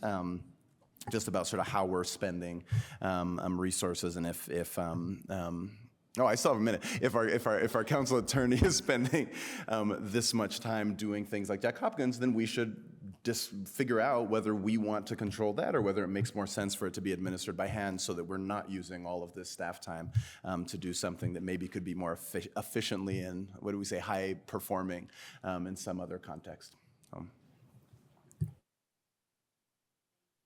Councilmember, sorry. Any other comments? All right. Thank you very much, Attorney Lehner. Appreciate it. So next up, we will be hearing a presentation from the Office of the Mayor. I believe Deputy Mayor Knapp will be making that presentation. Please remember to introduce yourself at the podium. Gretchen Knapp, Deputy Mayor. The Office of the Mayor budget is pretty straightforward and simple most years, and it is this year too. So hopefully this will be clear. We have overall we show a 2% decline in our budget, which I'll get to. But first, I just want to talk a little bit about what we do in the Office of the Mayor, and it covers a lot of territory, but certainly the mayor spends a lot of her time meeting with constituents and with organizational partners and leaders in the city on some of these topics. Attainable housing is a big part of the work that she spends her time on, whether that's Hopewell UDO permitting process or evaluating the success of our measures and incentives to date. When we say we have X number of affordable housing units, are they actually occupied by people who need them or not? And what can we do to make sure that more of those units are occupied? Are they all safe, and so on? Street homelessness, also a major area of focus for the entire city staff. Every department is engaged in that, but particularly the mayor. Transparency, many of us in the Office of the Mayor, including our Director of Communications, Director of Public Engagement, and myself, are working on that, which involves not just how we communicate information out and, you know, town halls and things like that, but the major website overhaul and all the various dashboards that are currently on it, and making sure that those are accessible. I agree with Councilmember Piedmont-Smith's assessment that the Be Clear data portal has some great data if you know what it is that you're looking at, and there are probably some ways to make that more understandable.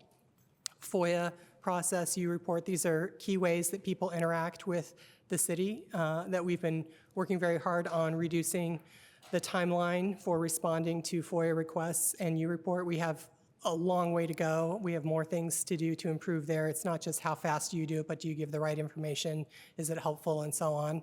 And I'm very happy with the progress we've made there to date, but there is more to go. U-Report is a great example of if you are actually trying to file one and you go on our website, you will see you have to click open every single box to see what all of your possible options might be, and most people get tired before they click through everything, and so they just kind of pick a category and put in their U-Report. But I'm happy to report that we started that work at the beginning of this year with 67 pages of U-Reports, and we got it down at one point to under 25. There will always be a lot of pages, but we've removed people who are no longer working for the city from getting U-Reports. Lots of cleanup on Alpha to do there. We also are very involved with capital and maintenance planning, and a lot of those plans, as you know, with SEA 1 and the shakeup in bonding and funding has changed some of that, so there's more to do there. And then we have a lot of focus on internal operations improvements, including people strategy, the data tools that we use in the city, what are the processes to get work done. So that's kind of what we work on, but the budget stays fairly consistent from year to year. The big changes in our budget this year, the reason why we're 2% under budget is two reasons, essentially. One is there is the community survey that we administer every other year. So that is a $30,000 to $40,000 cost every other year. This is a survey year that will go out later this fall, but next year is not, so it's not included next year. And we also had the Civic Brand consulting project on the books this year, which was a one-time expense and won't appear next year. So we do have personnel increases, and those are largely the implementation of the CROW study. We did request for next year a part-time role that would be an emergency management person. This is an issue that has been of importance to council, I know, in the past, and certainly to us too, but we do not have the expertise within the city.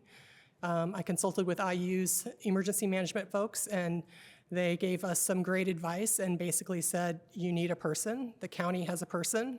We probably need a person, and we think we could start part-time with that, and that person would be involved in creating safety plans for every city facility.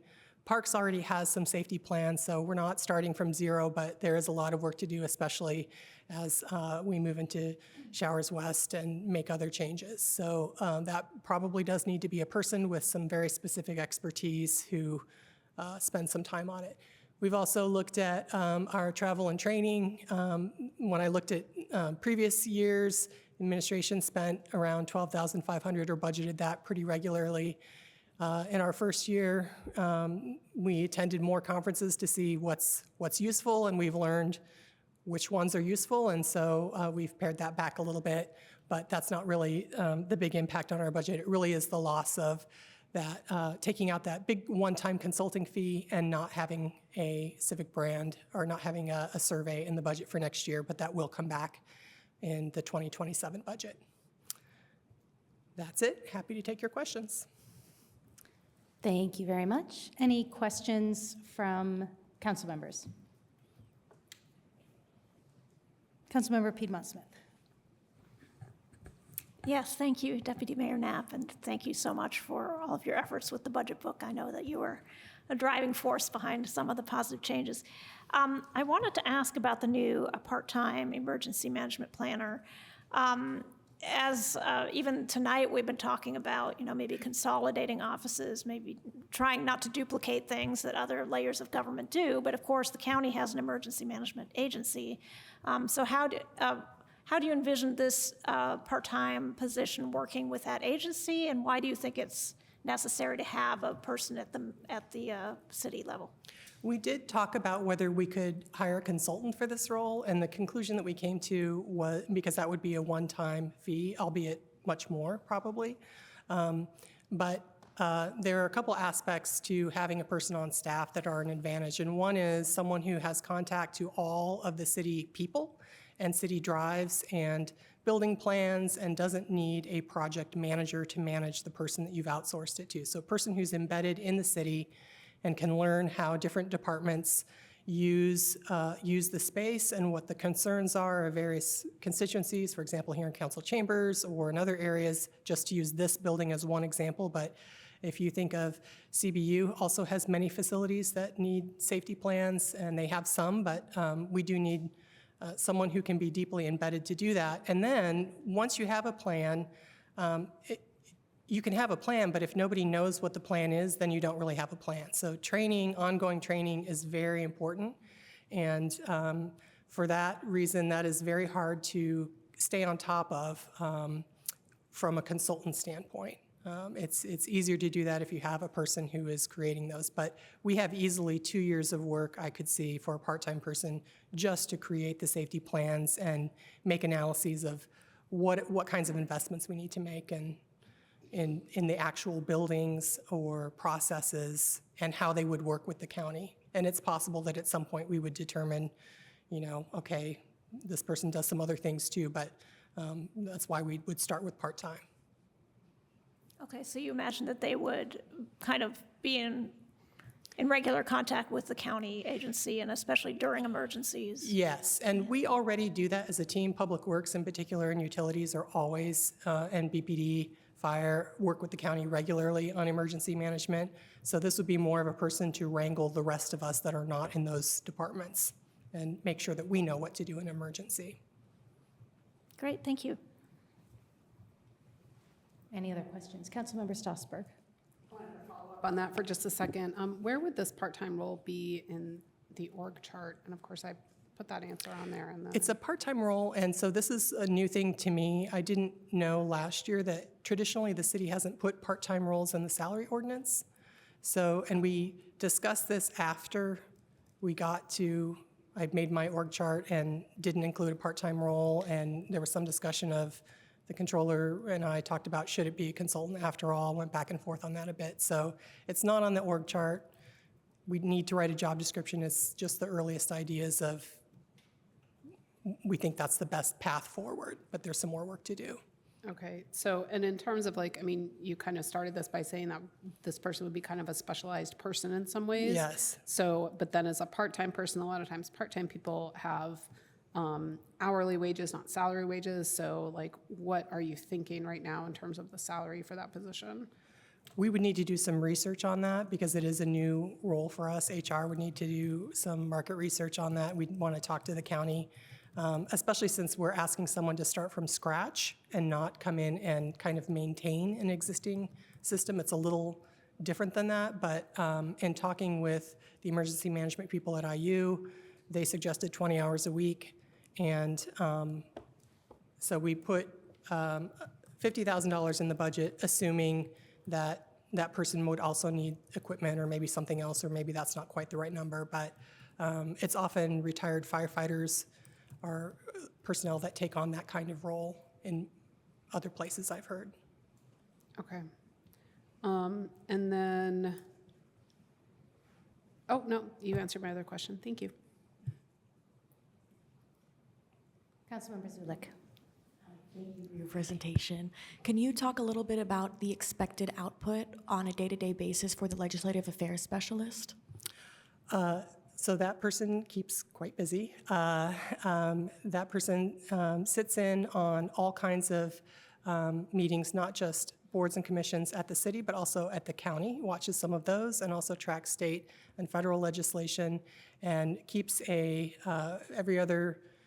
I think it's every other week, but also on an urgent basis, we get a digest that says, here's what's happening that we should be aware of on these various boards and commissions. Here's an issue that arose. Here's something the county talked about that we should be aware of and responding to. He also helps us with board and commission appointments, vetting those, making sure that folks get appointed in timely fashion, working with the staff liaisons to see what their recommendations are. And works a little bit with us with cabinet, creating agendas for cabinet meetings and communicating information to them as well. That's very helpful, thank you. And how does the Director of Communications and the department PIOs work together to ensure consistent city messaging? So each department has a person who is their public information officer. Often that person is not a communications or media specialist. It's someone who has another full-time job who has been tapped by the department to also be the person who does their social media, or who, when they need a press release, writes one, or who just generally is the contact for the communications director. And this is similar to the model we have set up, for example, with HR. HR has what they call HR partners in each department that help us make connections.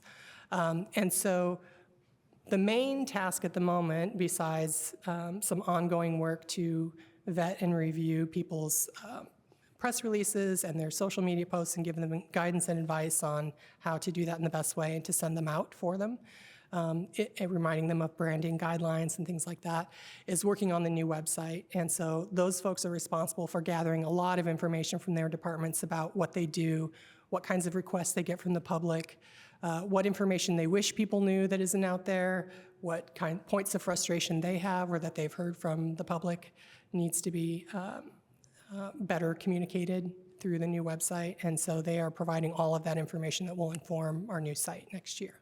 Thank you. I submitted a couple other questions online. Thank you. Good, great. Any other questions for Deputy Mayor Knapp? Councilmember Asari. Thank you so much, Deputy Mayor.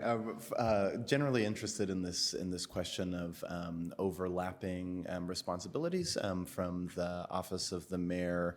First, do you see that happening sort of across city offices, and what steps are you taking to improve that? Can you say more about that? So earlier I was talking about how we have, in my estimation, and maybe I'm just wrong, but you have the mic, I guess. But is that there's this question of multiple offices reduplicating efforts, and so I mean to the question about an IO being in every single department as an example, every department having its own Facebook page and so on and so forth. Can you speak to us a little bit about what efforts we're taking to reduce that duplication in terms of things that the Office of the Mayor controls?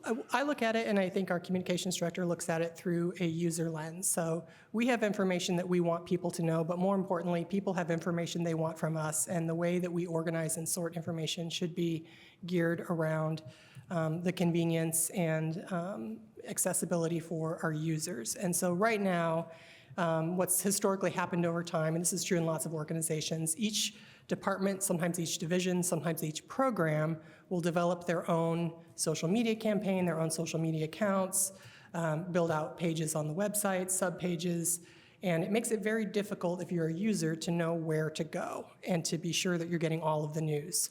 Lots of newsletters all on different platforms.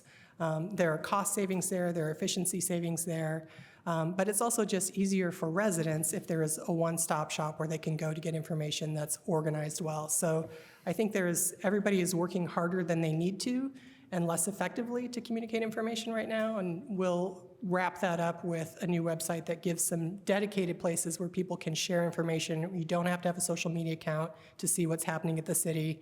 A nice new dashboard for example, construction projects and roads and sidewalks. How can you see what's happening in my district, what's coming up, what's the city investing in from an infrastructure standpoint? There's some really nice models out there in other municipalities to use. Okay, thank you so much. And then in terms, this somewhat related, but the question of FOIAs. You talked about being part of the Office of the Mayor.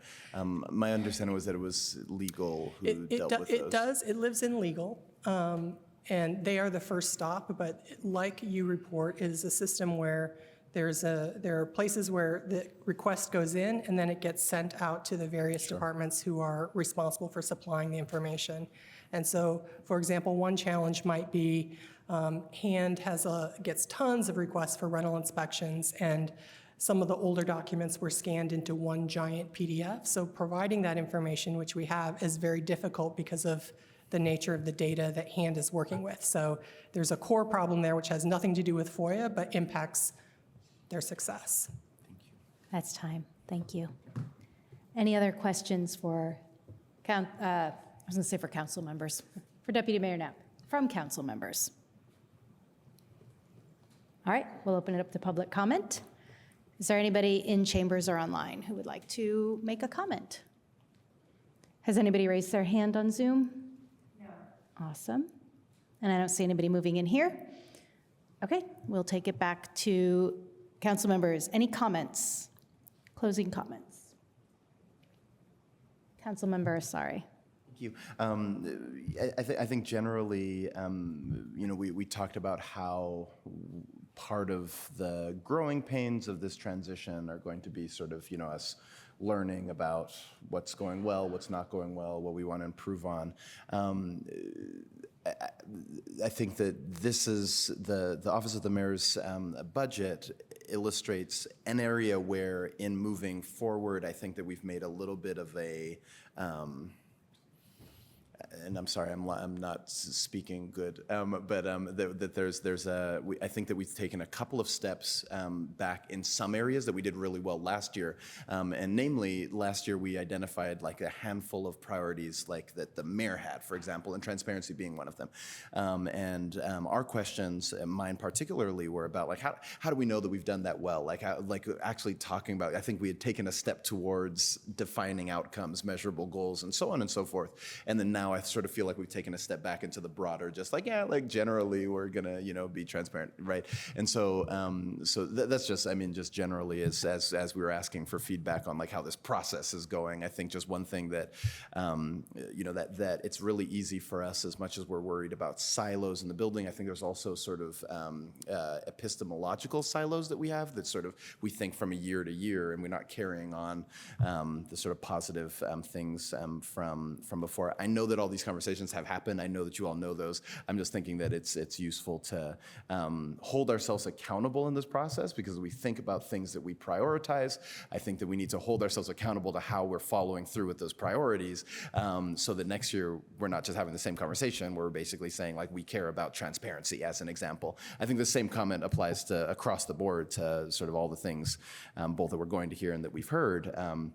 But just that I think in sort of those growing pains of this transition, that's just something to keep in mind of, that we don't sort of lose the things that we've done well, or that we have made progress in that move, if you will. So, but otherwise, thank you. And also, I would note that there's a handful of areas where I think that there's been sort of clear decreases in the Office of the Mayor's budget, and I think that's notable. I think that I think that a lot of, particularly council office, clerk's office, we haven't made like decreases in sort of like our day-to-day operating. So which is maybe something that we all might look at. Questionable whether. Sort of small pockets of money are sort of the things that we're looking for to move the budget in either way, but very much appreciate those efforts. Thank you. Thank you. Any other council member comments? Councilmember Stossberg. Thank you. I guess I want to generally take my comment time to express support of that part-time role that is being proposed. I kind of have a question, kind of a lingering question of whether that should be in the Office of the Mayor as opposed to in another department. That kind of makes me like wonder a little bit. I'm not sure how much that matters, but I think just in terms of a couple things that have happened over, in this term, in terms of safety response and that threat against council, and going, well, what should we do and what should our procedures be? And it was kind of a laborious week, I'll say, for me to kind of figure out what best practices should be and then try to communicate them to my colleagues. So I really appreciate that idea of having a point person who I would know that I could turn to and be like, hey, I need help with this category of thing, and I appreciate that. And similarly, there have been other times where there have been citywide emergencies, or, especially with weather, unexpected kind of stuff, that sort of thing, where I've kind of gone like, okay, what should my role right now be in terms of response as a council member? And so I think that also could be, I just want to make sure in terms of that proposed new part-time role that safety plans for facility staff and then also elected officials, and I'm sure that that's in there implied, but just because that is kind of this lingering question for me personally, especially as a new member, going, I don't want to get in anybody's way, but I also want to make sure that if there's something that I can do to be supportive, that I am. And so I think that this role could really help clarify some of those pieces, and also make sure that we as a city with a big C, and also all of the people who are a part of the city with a big C will know what to do in different moments, and then that will just aid everybody's response and residents' recovery. So yeah, that's my comment. Thank you. Thank you. Any other comments? I don't see any council member comments. All right, thank you very much for that presentation. Next, we will hear the budget presentation from the Office of the Controller, from Controller McClellan.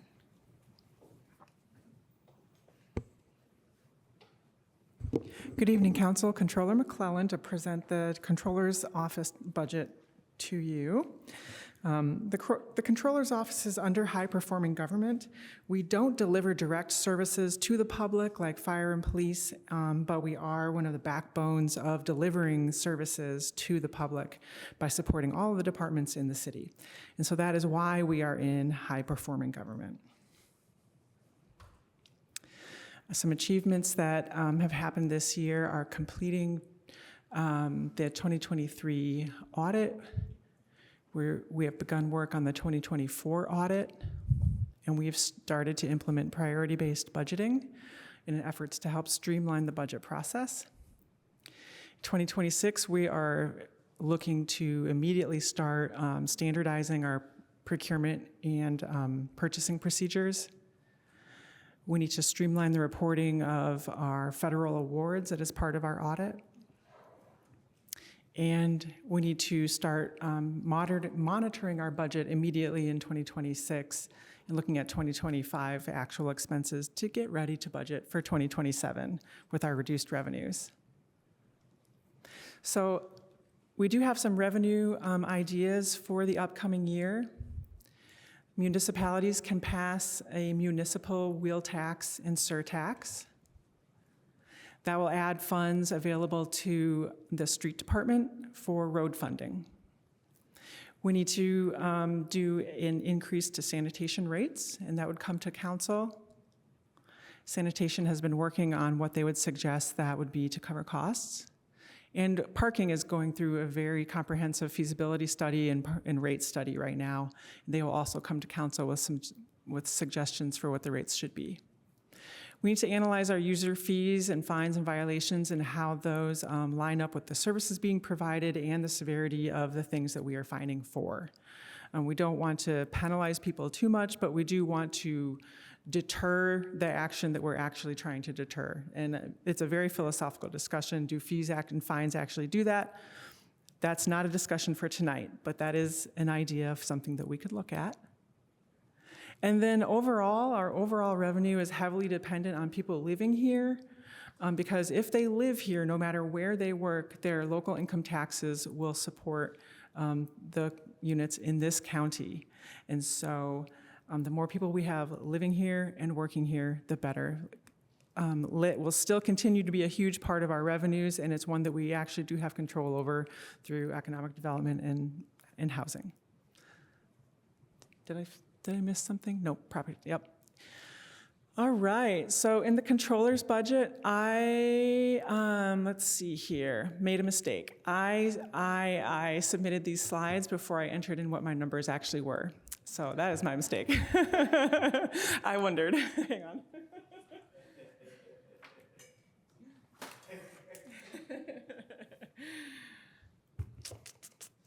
All right, we did make some, there's an addition to the controller's budget in the interfund transfers.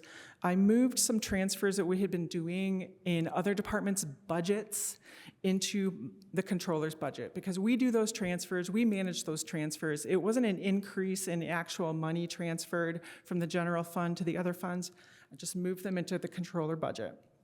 But actual reductions, we reduced instruction and travel lines by a cumulative $7,100. We reduced the management fees, workshops, and consultants line by $95,000. And we reduced our office supplies line by $5,100. And the reason that we have those expenses, especially consultants, is that we need to have access to informed decision-making. And as a municipality, we rely heavily on consultants that have experience in all kinds of things that we may only do once once a year or once every 2 years. And it's extremely valuable to have the access to those consultants. So I just want to point out that we did see some savings in the consultants line because we weren't using as much as we were budgeting, but it's still a very, very valuable expense for us. Long-term financial stability, finding advantages in the new debt structure. We're going to have to talk to bond counsel and have a lot of meetings with bond counsel to really understand what the new debt climate is going to mean for us and how to use that to the best of our advantage. And then evidence-based project evaluation. So every project we have is a big project and it has big fiscal impacts and impacts to our community, the safety of our community and the transportation effects of our community. And so the Controller's Office supports parts of those feasibility studies, mainly the financial feasibility parts of those studies. And so we still want to have those evidence experts, or those actual case studies from experts to come. So we are making those budget reductions, but we hope to not lose any functionality in our office. I think that is my last slide. Yes, that is my last slide, so I'm happy to take questions. Thank you very much. Any questions from council members? Down this end. Councilmember Piedmont Smith. Yes, could you, Controller McClellan, can you go back to the evidence-based project evaluation that you had on your previous slide? Yes. Can you maybe give an example? I'm trying to understand what that is. Well, okay. So if we're thinking about our building new housing in Summit, it's a big development, and there aren't very many that have been that big, but we need to know from experts who have been through the process that that negotiators come to the table wanting something. And they have the experience of being able to tell us, first, you need to offer what we can offer, what should be first on the table. It's that kind of, what I mean by evidence for the Controller's Office is evidence of how negotiations of financial transactions work and work well and work efficiently. And so when we're negotiating with developers on very complex transactions, we consider that those case studies that they may bring to us as evidence. You're going to get the best results, and you're going to get results that mirror what other cities may have gotten in your situation because we've been there. So that's the evidence. The consultant, we've been there. So that's the kind of evidence that I'm talking about. Thank you. I have one more. Can you specify the interfund transfers that were moved out of Public Works and hand and into your budget? Yes, I have that. We moved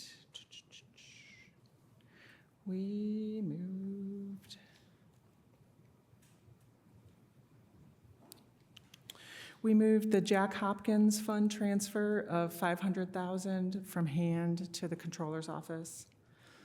We moved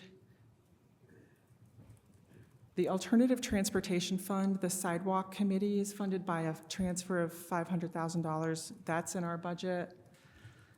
The Vehicle Replacement Fund is funded partially on trade-in value, but that doesn't really, of vehicles, but that doesn't really come to us as cash. It comes as a decrease in the cost of the next vehicle you're purchasing in. And so that fund has also always been funded by a transfer of $202,500. So we've got Alt-Trans Sidewalk, Vehicle Replacement Fund, Jack Hopkins Fund, and this year we had to add a transfer for the Fiber Connectivity Fund. The ITS department will be able to talk more about the Fiber Connectivity Fund, but the Meridium agreement, the developer agreement we have with Meridium, includes a clause where the city is going to fund $1 million of high-speed broadband connection for low-income customers. And so that's what that funds. Thank you. Any other questions? Councilmember Stossberg. I just want to follow up on that for a minute while we're talking about it. So what's the advantage of moving those things into the controller's line? It's purely easier to remember to do them because it is in our budget. It's easier bookkeeping to have the transfers in one place. And also, I was getting some feedback from departments that was along the lines of like, this transfer is in our budget and it makes our budget look huge. That's not money that we spend, it's just an expense out of our budget to another fund. It's not truly an expense of ours, so departments didn't really like having it in their budgets either. So to clarify, something like the Jack Hopkins, because hand basically administers that, so it like goes from council office fund to hand and then out, or like? No, what do you mean it's then by in the that? general fund, and all the departments have a budget in the general fund. Council, controller, hand, and we need to move it from the general fund, because it's cash in the general fund, to the Jack Hopkins fund. And once it's in the Jack Hopkins fund, council has a budget in that fund, and hand must have a, I can't remember exactly if hand has a budget in that fund or how that administration works, but. Okay. Yeah, they'll still administer it. It doesn't change any of those. It doesn't change anything about that. Nobody should actually see a difference, notice a difference. Okay. And I guess the other category of question I had is that it looks like there were all kinds of things zeroed out of the general fund for the controller's office, but maybe put into the ED Lit Yeah, instead. like half so of I our- guess I just want to understand a little bit about how, I guess that changes the source of funding, maybe? I just want to understand. Yeah, some of our budget was kind of split half and half, or split, I'm not sure it was exactly half and half, between ED Lit and general fund. And it causes a lot of confusion for our budget, so we were trying to clean things up, and we put the rest of our budget in ED Lit. And I also did that with human resources, had some, and a few others. I think one other. I think ESD. ESD also got a lot of their budget moved into ED Lit. Okay, and because like my understanding is with the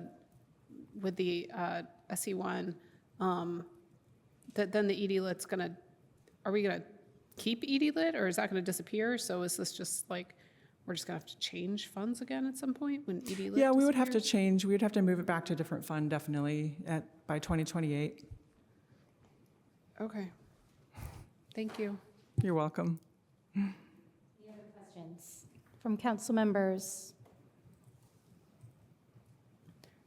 All right, no questions. We will go to public comment at this time. If anybody in chambers or on Zoom would like to make public comment, speak now or forever hold your peace. Has anybody on Zoom raised their hand? No. All right, and nobody in chambers is moving, so we will move to council member comment. Any comments? Councilmember Rallo. Thank you.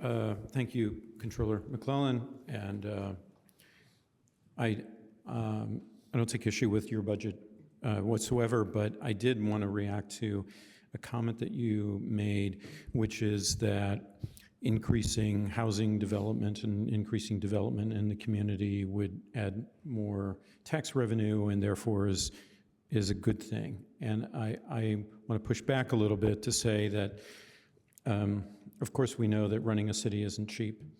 There are many, many costs involved. And as I've been on the council, the cost of the city budget has gone up over time above just the inflation. Because we've added new personnel, we've had to expand infrastructure. With new development comes increased services like fire and police, sanitation, increased infrastructure, water production, stormwater, schools. And then you have costs that are somewhat hidden but apparent to many people, which is crowding, pollution, crime, and loss of green space. There was a study done in Albemarle County, Virginia, which indicated that actually increase in development made the community poorer. That is, the tax revenue did not match the expenses of the new development. So you're forever, like the Red Queen, trying to run in place faster and faster to stay exactly where you are, and you're actually falling behind. So a lot of communities, besides Albemarle County in California, for instance, have taken on studies, nexus studies they're called, which are estimate incremental costs associated with new development, and with the idea that these costs should be internalized to developers. Instead, the cost is borne by existing residents in higher taxes, fees, charges, and so forth. So I think we have to be judicious about the type of development that we aim for in the community. There are other ways to develop economically, for instance, recirculating wealth in the community. There are a number of ways in which that could happen without just simply increasing the size of Bloomington. And we ought to seek these studies that determine, is the cost being borne by the incremental costs being borne by the developer, or is it being eventually going to result in higher taxes or higher fees for existing residents? So that's a discussion for later, but I did want to take issue with that a bit because I see things a bit differently, and I look forward to a discussion in the future. Any other council comments? Councilmember Ruff. Yeah, I want to agree with what Councilmember Barallo just said. You know, the assumption that new development is going to pay the additional costs that are result to the community as a result of trying to serve that new development is not really a valid, it's not an assumption we should make. And we need to take a hard look whenever someone asserts that and pushes any kind of policy based on that assumption. The other thing I want to say is, you know, early when the presentation included some potential sources of new revenue or revenue sources, wheel tax, surtax, user fees, fines for violations.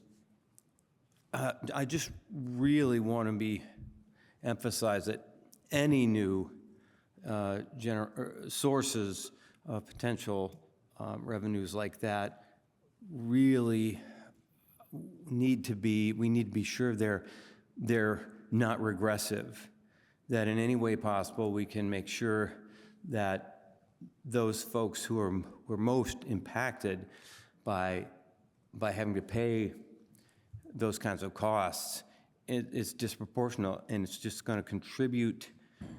If it's not a progressive way of generating some revenue, it's just going to exacerbate the growing separation in this country, and certainly even in Bloomington, we have it too, of those with relatively higher incomes and those with stagnant or even decreasing relative to the cost of living incomes. And so anything like any fees or taxes or fines or like that, really I encourage the administration to take a super hard look and do a thorough analysis of how to use those kinds of potential revenues to maybe do just the opposite of increasing the inequalities in income that we see, and figure out ways to use them to decrease that wide gap and inequality we see growing and making it harder and harder for people on the lower end, while people at the higher end accumulate more and more wealth and associated political power, et cetera. That's it. Thank you. Thank you. Any other council member comments? Okay, that concludes that. Thank you very much. Next, we have our presentation from the legal department. So representing the legal department, I see Attorney Rice making her way to the podium. Good evening. I'm Margie Rice. I'm the Corporation Counsel for the City of Bloomington.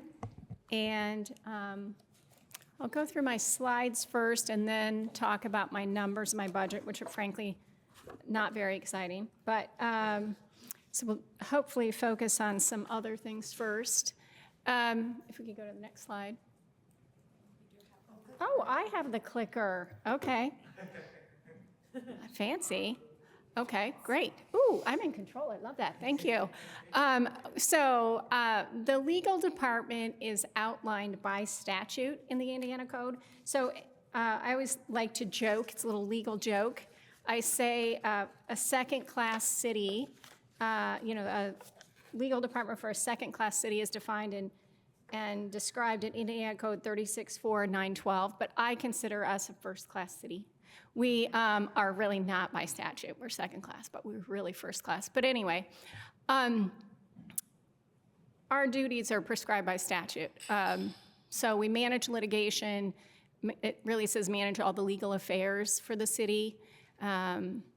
We negotiate settlements. We are really loath to file litigation. We often have to defend ourselves in litigation. We sometimes file suit, but we take that very seriously and try not to do it if we don't have to. And when we do have litigation, we try our hardest to settle it and to work with the other side. And sometimes, believe it or not, filing suit is sometimes the quickest way to get to a solution because we have great judges and a great judicial system that can help us. We do prosecute ordinance violations and other violations of the municipal code. We collect monies owed to the city. We have 8 full-time attorneys, a paralegal, and an administrative assistant that serve the legal department. I've always thought it's very interesting that the City of Bloomington and Monroe County government both have traditionally, for decades, invested heavily in municipal lawyers. I don't know if it's because we're kind of an activist, litigious kind of community and get sued a lot. Again, not that we initiate it, but we often are defending. Or if it's just makes good sense, because if you compare, the hourly rates of a municipal lawyer versus the hourly rate of a, private practice lawyer, the private practice lawyers' rates are pretty high. A lot of small towns just do a contract with a law firm, but I think probably Monroe County and Bloomington has been pretty fiscally conservative and decided it was more reasonable to build an in-house legal team. So we're really considered one of the larger law firms in Bloomington with these numbers. I'm just going to go through the attorney assignments so you can kind of get an idea, because I don't know that I've ever done that in a budget presentation. So I'm the Corporation Counsel. I handle the mayor's office, the controller's office, work with the department heads, handle the lead on union contracts, do the office administration. And this isn't a completely exhaustive list. Handle lobbying, things that come up like Showers West. That gets sort of added to my plate. But we really do work collaboratively as a group of lawyers. Audrey Brittingham was just recently appointed to the city attorney position when Larry Allen left.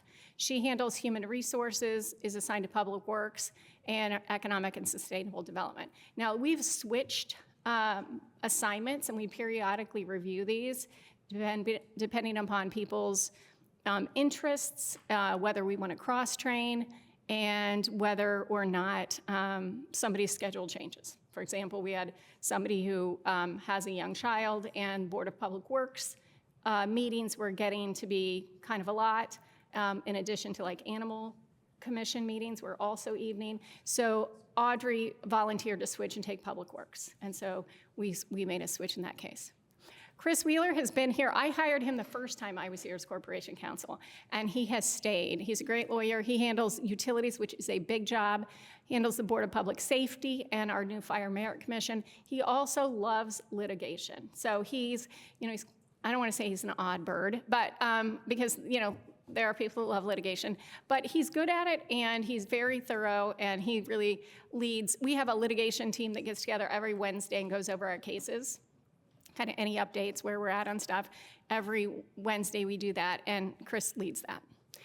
Alex Pratt is assigned to engineering, parks. She does a lot of our Title 15 work, which is engineering related. She does public acquisition and our BUEA.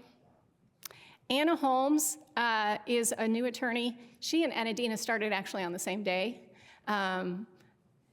She handles ITS, our conflicts of interest and ethics, living wage, and she does federal funding. She was an attorney in Dallas for most of her career and worked for the city of Dallas, and she did a lot of federal funding for them.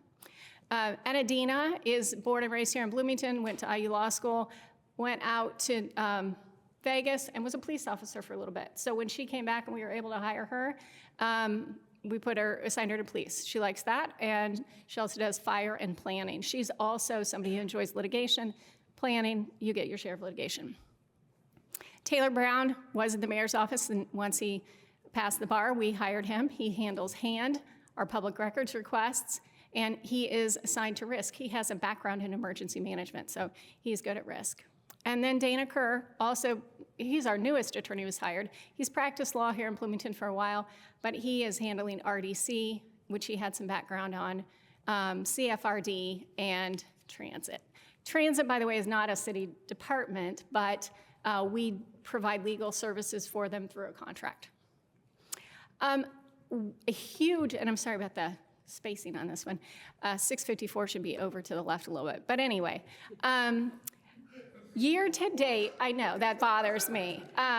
Year to date, we have done 654 contracts. So if we keep pace with that, we're going to exceed the contractual numbers for 2024. This may be something as simple as a little grant agreement, or it can be a complex AIA contract for building a new building. But you can see we did 905 contracts in 24, and lower numbers in 22 and 23. But we are doing a lot of contracts, and I'd like to say that there was like a set period of time for doing contracts, but they're all different. We do our best to try to get them out the door, but there are a lot.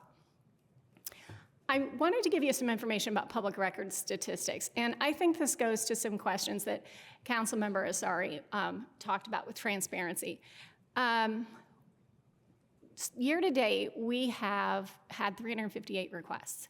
In 24, we had 570. Now in 23, I'm told in like May of 23, we got the next request system. So we haven't had it all that long, and not every single request for public records comes through next request. Some of them just come through a phone call or an email, but we have so far this year had about 358 requests. Our average response time, thanks to Taylor Brown, is going way down. In 23, it was, and again, Taylor compiled these stats. I don't think it's self-serving. I think they're real. But he did, he's gotten the time down to 9.71 days on average responding to public records requests. Now, that's not the time that we say, hey, thank you for your public records request. This is actually getting the records. Some requests take longer, they take more thought, and as Deputy Mayor Knapp said, sometimes it seems like an easy request, but because of the format in which we have the information, it's harder to produce the records. Little snapshot on the left corner, just because we didn't do 23, because again, we only had next request for a month in June of 23. But you can see from June of 24 to June of 25, we have dramatically reduced the response time for public records requests. And when I think about high-performing government, which is the category that we're 100% in, or 100% of our budget's in that, I think of trying to be people-oriented. I think of Abraham Lincoln, his quote about, government of the people, by the people and for the people. It's really about people. And so we're trying to be as responsive as we possibly can and get information to people and in a way that is helpful to them. So I'm going to share a little information about litigation. I'm not going to obviously talk about litigation here in public. That's the one reason we get to have executive sessions to talk about litigation in that setting. But I want to give just kind of a highlight of kind of what we have going on in litigation. And most of these cases are ones that we're defending. We have a case still in federal court that's been pending for many years. It's the Turning Point case. We did just get a favorable summary judgment on part of that case, but we still have a couple of things that may have to go to trial. We're seeing how that goes. The two Indiana Supreme Court cases are annexation cases, and I do want to remind everybody that oh my gosh, are you kidding me? Wow, okay. So I wasn't even paying attention. I could talk to you people all night long. It's so much fun up here. And we'd be happy to listen if we didn't have a long guest list. Okay, all right. Thank you very much Yeah, for that presentation. Thank you. Happy to answer any questions. Any questions from, okay, Councilmember Zulik. Hey, thank you for your presentation. Moving forward, how does the legal department plan on keeping the council informed of the annexation lawsuit? I think that obviously we're going to have an oral argument tomorrow in one of the cases, and then we have another one in October. We can have executive sessions with both branches of government if that is something the council would like. When we get opinions, we'll obviously share those. I'm happy to answer any questions that you guys might have. Thank you. Since we're defendants on the petition, I guess it would be nice to have more consistent updates. Yeah, be happy to do that. Thank you. And how has the legal department looked into using AI to increase its productivity? That's a great question. Rick Dietz and I have a meeting to actually talk about AI. I'm very worried about it myself, but that's me being a lawyer and being a nervous Nelly. But Rick and I just last week touched base and said, we need to talk about that. That's great. Thank you. Mm-hmm. Councilmember Rallo. Yeah, speaking of, first, congratulations for the public records request time. Thank you. Reduction, that's wonderful. So how much, is there an amount earmarked for annexation litigation in terms of outside counsel? Yeah, fees? no, we have outside counsel, that's in our 03 budget, it's really our largest number. It goes for all outside counsel. Let me look at that. But so it goes to pay things like bond counsel opinions, just not bond. Oh, you got that? Thank you. Okay, $917,800. But I did want to tell you guys that year to date, I still have, and that's what I had last year, $917,800. Year to date, I still have $689,151 in my budget. So I'm very frugal. I don't spend it if I don't have to. So how much of that 917 would go to specifically for outside counsel for annexation? I don't know that number off the top of my head, but I can get that to you. I can get that number. Okay, great, thanks. I would say the majority of that would have gone to annexation. Okay. Any other questions? Council members. Councilmember Piedmont Smith. Corporation Counsel, I was wondering, and this may be a question for the controller, but there's a budget sheet in the packet under your department called self-insurance. Yes. And I wonder what that is and whose salaries come from that. Yeah, so we have, if you're looking at the legal budget, let me look here. We have liability casualty premiums and risk. That's the risk budget. You're looking at the one that says self-insurance. That's the risk budget in total. And under the 03 category, we have liability and casualty premiums and workers' compensation and risk. Those are really the two biggest numbers in our budget. But when it says 7704 self-insurance, that's just our risk budget. And where does that money come from? That's mostly general fund. Mm-hmm. So do other departments pay into that? Yes. So all departments pay into the risk fund based on what, number of personnel or what? Just to summarize it, they pay pay into it if they have employees that that are covered by the liability and workers comp insurance. So our risk manager does an allocation every year to basically charge back the departments for how much our insurance costs us. So the bigger departments that have, we have to, because we secure the insurance And we are self-insured for workers' comp, but we secure insurance for other things. And so there's a complex formula that is done. Gary, our risk manager, works with the controller's office and charges that to the departments, and then we pay our insurance premiums with those. The personnel category in this fund is for Gary? It's for, yeah, we have, and if I hadn't talked so long, I would have gone on to a slide that told you about that. But we have a risk manager and a director of safety and training and another administrative person in the risk division. You said risk manager and risk manager, director of safety and training, and then an administrative assistant. And they do training and they secure the insurance and all that kind of stuff. Okay, thank you. Councilmember Stossberg. Thank you. I want to go back to a little bit about what Councilmember Rallo was asking about with the Special Legal Services Fund. So in 2025, just to, let me repeat to make sure we communicated effectively, there was $917,800 budgeted, and so far, like, you still have about $600,000 of that left, and that's mostly gone to like outside legal service contractor kind of stuff, mostly for annexation this year. But next year in 2026, you've also budgeted that same amount for that. So I guess I'm kind of wondering, like, and that's a huge bump from 2024, where the actual amount was, 300 and something, and 2023 is 300 and something. So do we really need to budget 900 and something for that, especially if annexation might be wrapping up? Yeah, I think we do. And I mean, again, I'm not going to get ahead of myself, but on annexation, depending upon what happens at the Supreme Court, you can always go to higher courts after that. I think some of the issues, especially the constitutional issue, is important enough for Indiana municipalities and municipalities across the country. So I'm not going to rule out any additional litigation on those important issues. So I do think it's important to budget that. Again, if we don't spend it, it reverts. And I'm very careful about who we hire and what we hire outside counsel for. I'd like to do as much in-house as possible.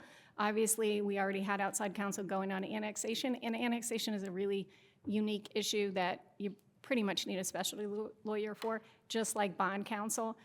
We also have hired recently Scott Chen, who used to be the City of Indianapolis Corporation Counsel.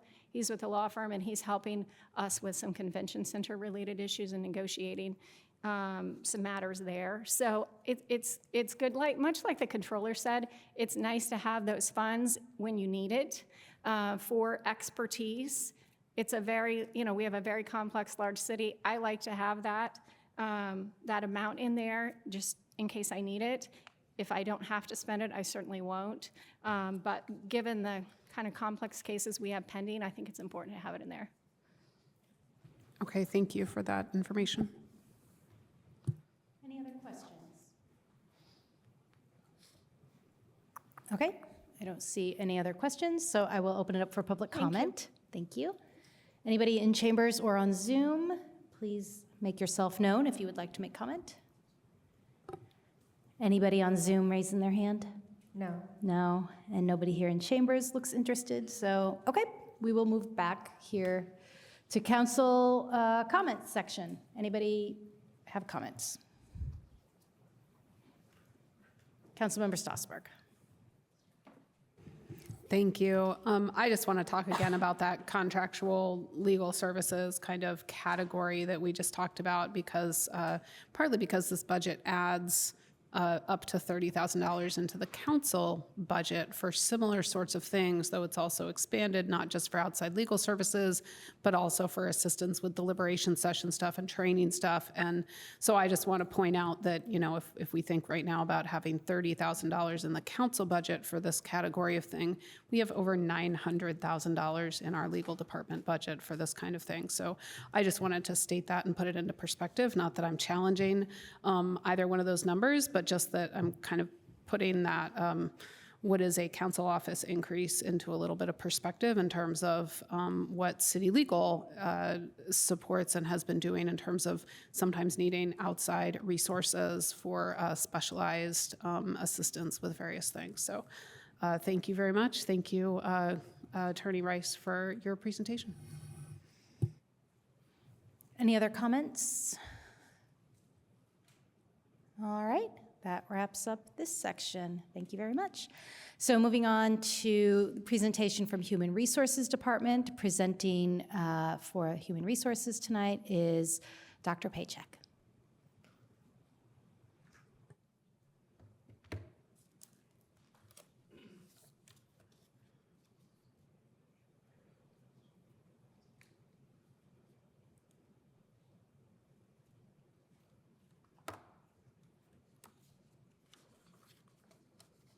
Good evening, Council.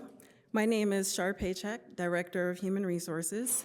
Thank you for this opportunity to share more about the past, the present, and the future of HR in 10 minutes.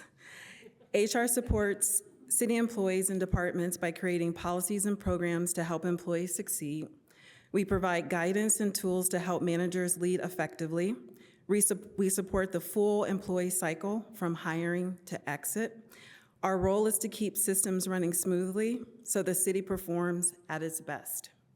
HR has 3 main functional areas: talent and engagement, compensation and benefits, and employee relations and operations. Each area has a lead managing daily work, while I focus on strategy aligned with the Office of the Mayor's vision and priorities. Next, I'll share 2025 highlights from each area and 2026 HR strategic plans to support a high-performing government. I do want to note that the 2026 HR budget only reflects decreases, deductions. No categories demonstrate an increase. Okay, for talent and engagement, our first functional area, in 2025, we launched a citywide onboarding tool through NeoGov to give all new employees, all new hires a stronger start. Instead of processing manual paperwork, we're using technology to make onboarding more efficient. We're also creating an HR and departmental landing pages so new hires can easily find key information to support their success. By popular demand, we're creating a more complete first-year onboarding program with quarterly training on benefits and city values, positive communication, and how to use Google tools, plus a welcome from the mayor. The comprehensive onboarding will include check-ins at 30 days, 60 days, and 90 days, and beyond to ensure the onboarding process is going well within each department. We've improved recruitment and branding by making videos and updating job ads to better highlight our departments and our various roles. Our average time to hire new employees is 70 days, which is better than the NeoGov's data, which shows that the public sector average is closer to 240 days. But there are other HR sources that show industries can average filling positions within 40 to 44 days. So obviously, there's still room for us to improve our process. Later this year, you can look forward to seeing our best videos, which stands for belonging, engagement, storytelling, and thriving. The videos will amplify employees' voices on what makes the city of Bloomington a great place to work. We introduced new hire swag to make employees feel welcomed, build early connections, and support a stronger sense of community. Finally, we hosted employee events like Coffee with the Mayor, staff appreciation luncheons, and we also co-hosted an intern networking luncheon to help all employees feel valued and connected.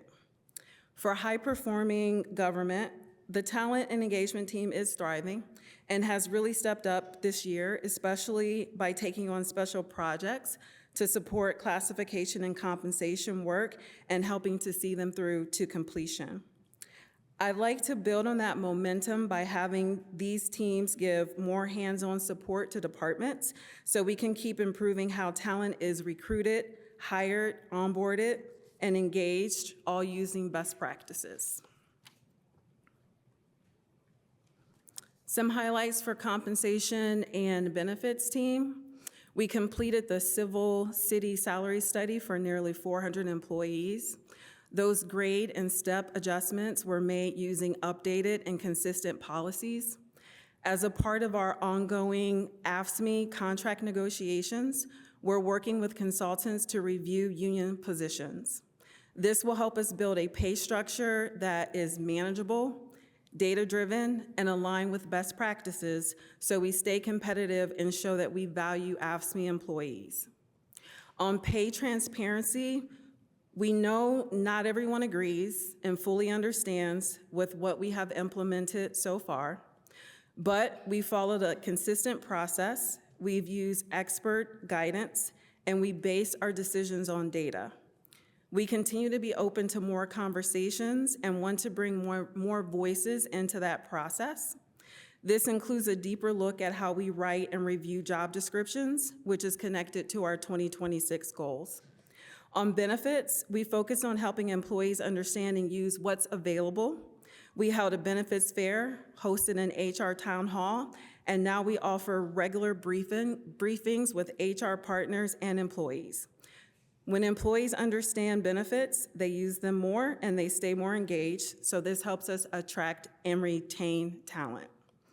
As noted in the HR overview memo, we're seeing positive trends in benefits use. We've increased our utilization of the Marathon Clinic. We have stronger participation in our education reimbursement benefit, and we have growth in our 401k and other retirement programs, including our matching programs. For high-performing government, the compensation and benefits team is a key part of HR.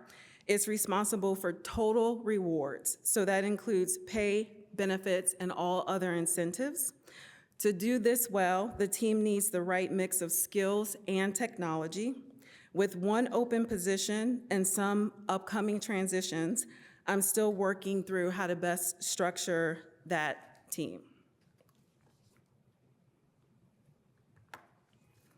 For employee relations and operations, we released a fully updated employee handbook, replacing the version from 2014.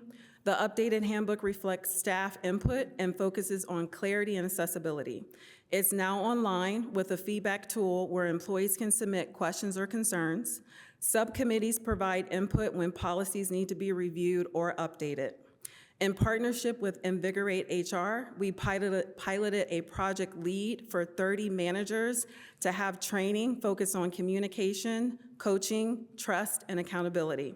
Feedback from the pilot will guide future supervisor trainings because strong leadership builds strong teams. Invigorate HR is also working with cabinet members to improve communication and coaching to help create better workplace environments. We collected employee feedback through Best Places to Work and a survey that was a follow-up pulse survey. The survey results were shared in July and reviewed by the mayor to promote transparency and leadership. We also launched the Pay Action Committee, or PAC, in partnership with Baker Tilly to review pay practices across departments like PTO, holiday, and overtime pay, and other benefits and incentives. The goal of this effort is to ensure pay practices are consistent, compliant, and documented. This has been a collaborative effort with HR partners, payroll processors, and department heads to assess where we are and where we need to go. Of course, no changes will happen without careful review and clear communication to ensure transparency and buy-in. PAC efforts will reflect a shift from ad hoc fixes and workarounds to more strategic and system-based solutions for our payroll practices. The Employee Relations and Operations team is a key role in strengthening our internal HR foundation. For high-performing government, I want this team to focus on improving HR policies and procedures, not just updating them, but making them clearer and more consistent and easier to use. I see an opportunity to enhance training, based on the content that we offer and how we deliver training, so employees and managers feel better supported day to day. In 2026, we're looking ahead. In 2024, we focused on partnership, communication, and service. In 2026, we're focused on efficiency and understanding what we do. And in 2026, we'll focus on how we can work together as a smooth and effective system. So we have primary goals for 2026, which are focused on enhancing policy efficiency and consistency, developing a citywide workforce strategy, and supporting leadership growth to strengthen our workplace culture.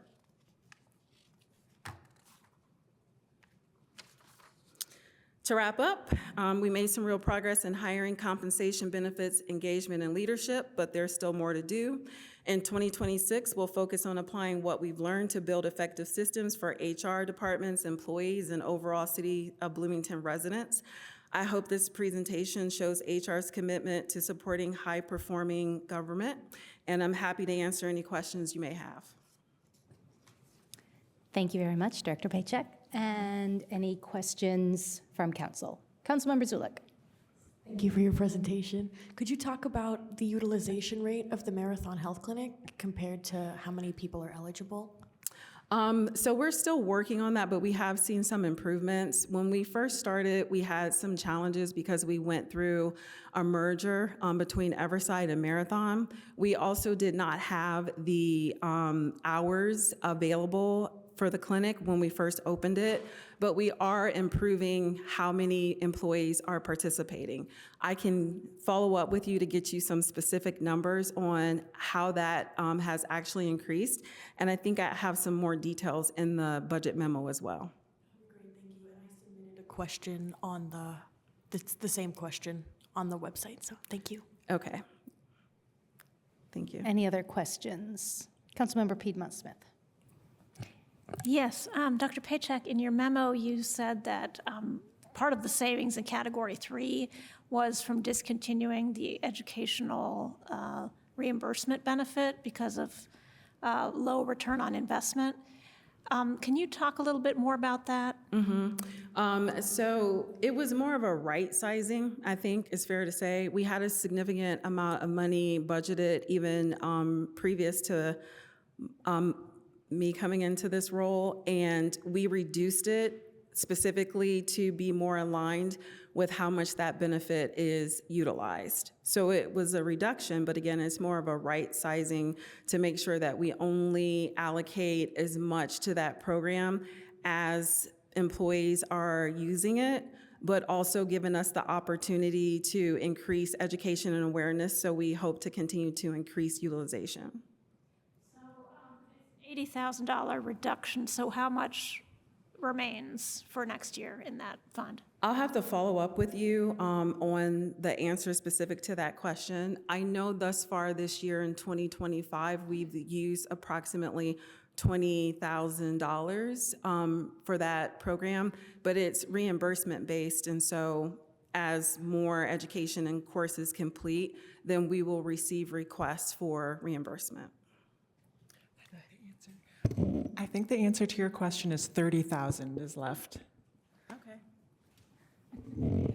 Excellent, Thank thank you. you. I have a unrelated question. Do you ever do exit interviews when employees leave? And in what cases do you do them, and how does that work? This year, we have been a lot more intentional with doing exit interviews. Our Assistant Director of Human Resources, Hillary Kanye, she conducts those performance interviews with whoever separates and is willing to talk to us. Okay, so any level of employee is offered that opportunity? Yes, And all then- levels of employees. And then that, is that then relayed back to the department head or the manager in some way? Or? I wouldn't say that we've actually closed that feedback loop, but what I will say is that I use the information to inform the HR strategy. So when I make recommendations around training and programs and how we can improve our support services, a lot of that comes from what I learned from the exit interviews, but it would be a good idea to have that feedback loop. Yeah. Thank you. Any other questions from council members? Councilmember Strasburg. Thank you. I just had a question about the reduction in consulting services. Is that primarily like were those consulting services this year primarily used for the salary study stuff and we just don't need those next year? Or were there other consulting things that have kind of been deliberately cut that then you've decided to work on in-house or? The majority of it was related to compensation and classification, so that we had a significant amount budgeted for Crow. And we don't anticipate that we would need Crow into 2026. Okay, thank you. Questions from council members? Okay, we will take it to the public then for comment. Anybody in chambers or on Zoom? Please let us know if you would like to make comment. Anybody on Zoom? No. Okay, and I don't see anybody here in chambers looking to do that, so we will keep it moving back to council for comment. Any council member comment? Councilmember Piedmont. I keep wanting to call you Piedmont Smith all night. I don't know why. Councilmember Strasburg. I have no idea why either. I'll take it as a compliment. I just wanted to highlight the fact that a significant portion of our budget is salaries, is people, and that is HR, and it's overall costs a whole lot less to retain the people that we have already trained and who already know how to do these jobs and already have some kind of background and expertise. So I just kind of appreciate this concept of trying to be supportive to employees and trying to do what we can to help people understand their benefits and that whole calculation in what I assume is an effort for people to retain employment with the city so that then we don't get stuck in like a training loop, because that doesn't benefit anybody in that. So I just wanted to express appreciation for all the work that looks like it's being done in that arena by HR and led by you, Dr. Paycheck. So thank you. Any other council member comment? All right, thank you very much. Thank you. Next, we will hear our presentation from Information and Technology Services Department, and we have Director Dietz here, I believe, who will. 3-4 minute break or something. I don't know if everybody else wants to just power through, but. Anybody else want to take a break? I mean, I can just get up and leave. I just don't want. I just don't want to take it personally. If you don't mind, Councilmember, sorry, we're going to keep going, but you can stretch your legs. Thank you. Thank you, Director Dietz, for being here. Sure. I will not be offended. Hello, Council, and hello to everyone watching on CATS TV. I'm Rick Dietz, Director of City's Information and Technology Service Department, more succinctly known as ITS. I appreciate the opportunity to present the 2026 ITS budget for your consideration. And there we go. At ITS, our mission is to provide the IT services, tools, training, and resources necessary to maintain mission-critical city systems, empower city staff to excel in their work, to expand digital opportunity in our community, and electronically engage our residents in their own governance. Our work in ITS is as much about people as it is about technology. We have a great team of creative technologists, and I would like to take this opportunity to acknowledge and commend the ITS team for their continuing hard work and excellence supporting our public and staff customers. As a matter of fact, we have two of our team members here, Mike and Kelly from the ITS team. Thanks for assisting us this evening. Our work falls under two of the city's new priority-based budgeting areas, high-performing government for most of our operations, and economic development for our work addressing the digital divide. ITS provides a broad range of services across 7 activity areas: administration, innovation, process improvement, and data services, enterprise applications management, geographic information systems and geospatial services, IT infrastructure, technology support and training, and broadband and digital opportunity initiatives. Other cross-cutting activity areas in ITS include our work in transparency and open data, digital accessibility, cybersecurity, and IT procurement. In the next few slides, I'll share our budget proposal and noteworthy changes from 2025. We're proposing the following budget across all ITS funds. In this slide, you can see the ITS budget broke down by category. The overall proposed 2026 ITS budget is $6,469,815. The 2026 budget proposal includes increases in Category 1, personnel services, Category 3, other services, with minor increases in Category 2, supplies, with a decrease in Category 4, capital outlays. In personnel services, the increase you see there is due to the classification and compensation adjustments. No new FTEs are requested in 2026 in ITS. In supplies, we have modest inflationary increases. In other services, we also have inflationary increases in subscription and maintenance costs, increased use and license headcounts for enterprise systems like Google, DocuSign, our permitting system, and more. Continuing in other services, we have increased investment in cybersecurity systems and services, largely in response to the reduction in federal support in that area. We have new and expanded systems for permitting asset management, financial management, including the priority-based budgeting system, and the addition of funding for the Fiber Connectivity Fund. In capital outlays, we have work on our ITS capital plan in 2026. We have copier replacement, investments in our data centers, time clocks, and investment in enterprise HR information system, and also our annual workstation computer capital replacement efforts.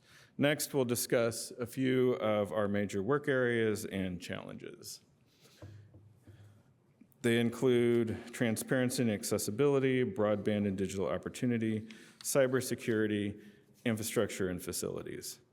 In transparency and accessibility, openness, transparency, and accessibility are critical to the proper funding of democratic government. We're actively working in the following areas: to update the city's website in partnership with the Office of the Mayor and our broader city team. We're working to meet ADA, Americans with Disabilities Act, accessibility requirements for city websites and web applications. As a part of that effort, we are now finishing our digital accessibility strategic plan, and we've been working hard to improve the FOIA public information request process. Monitoring the fiber broadband deployment and coordinating local digital opportunity efforts and grants are at the heart of our broadband and digital opportunity area. Meridian fiber construction, we anticipate a restart of that after the loss of the primary construction contractor in the coming weeks, with network completion by the end of 2026. We unfortunately were announced and then had a federal grant opportunity rescinded that we are recovering from and redoubling our efforts to improve digital opportunity within our community. This year, we are working on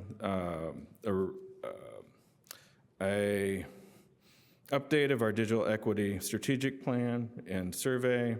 We have digital equity grants awarded will be awarded in in a couple of months for 2026, and then we're looking forward to 2026.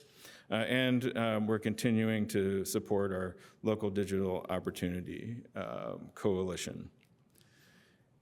In cybersecurity, we are working to maintain a continually evolving cybersecurity program to protect the city's assets.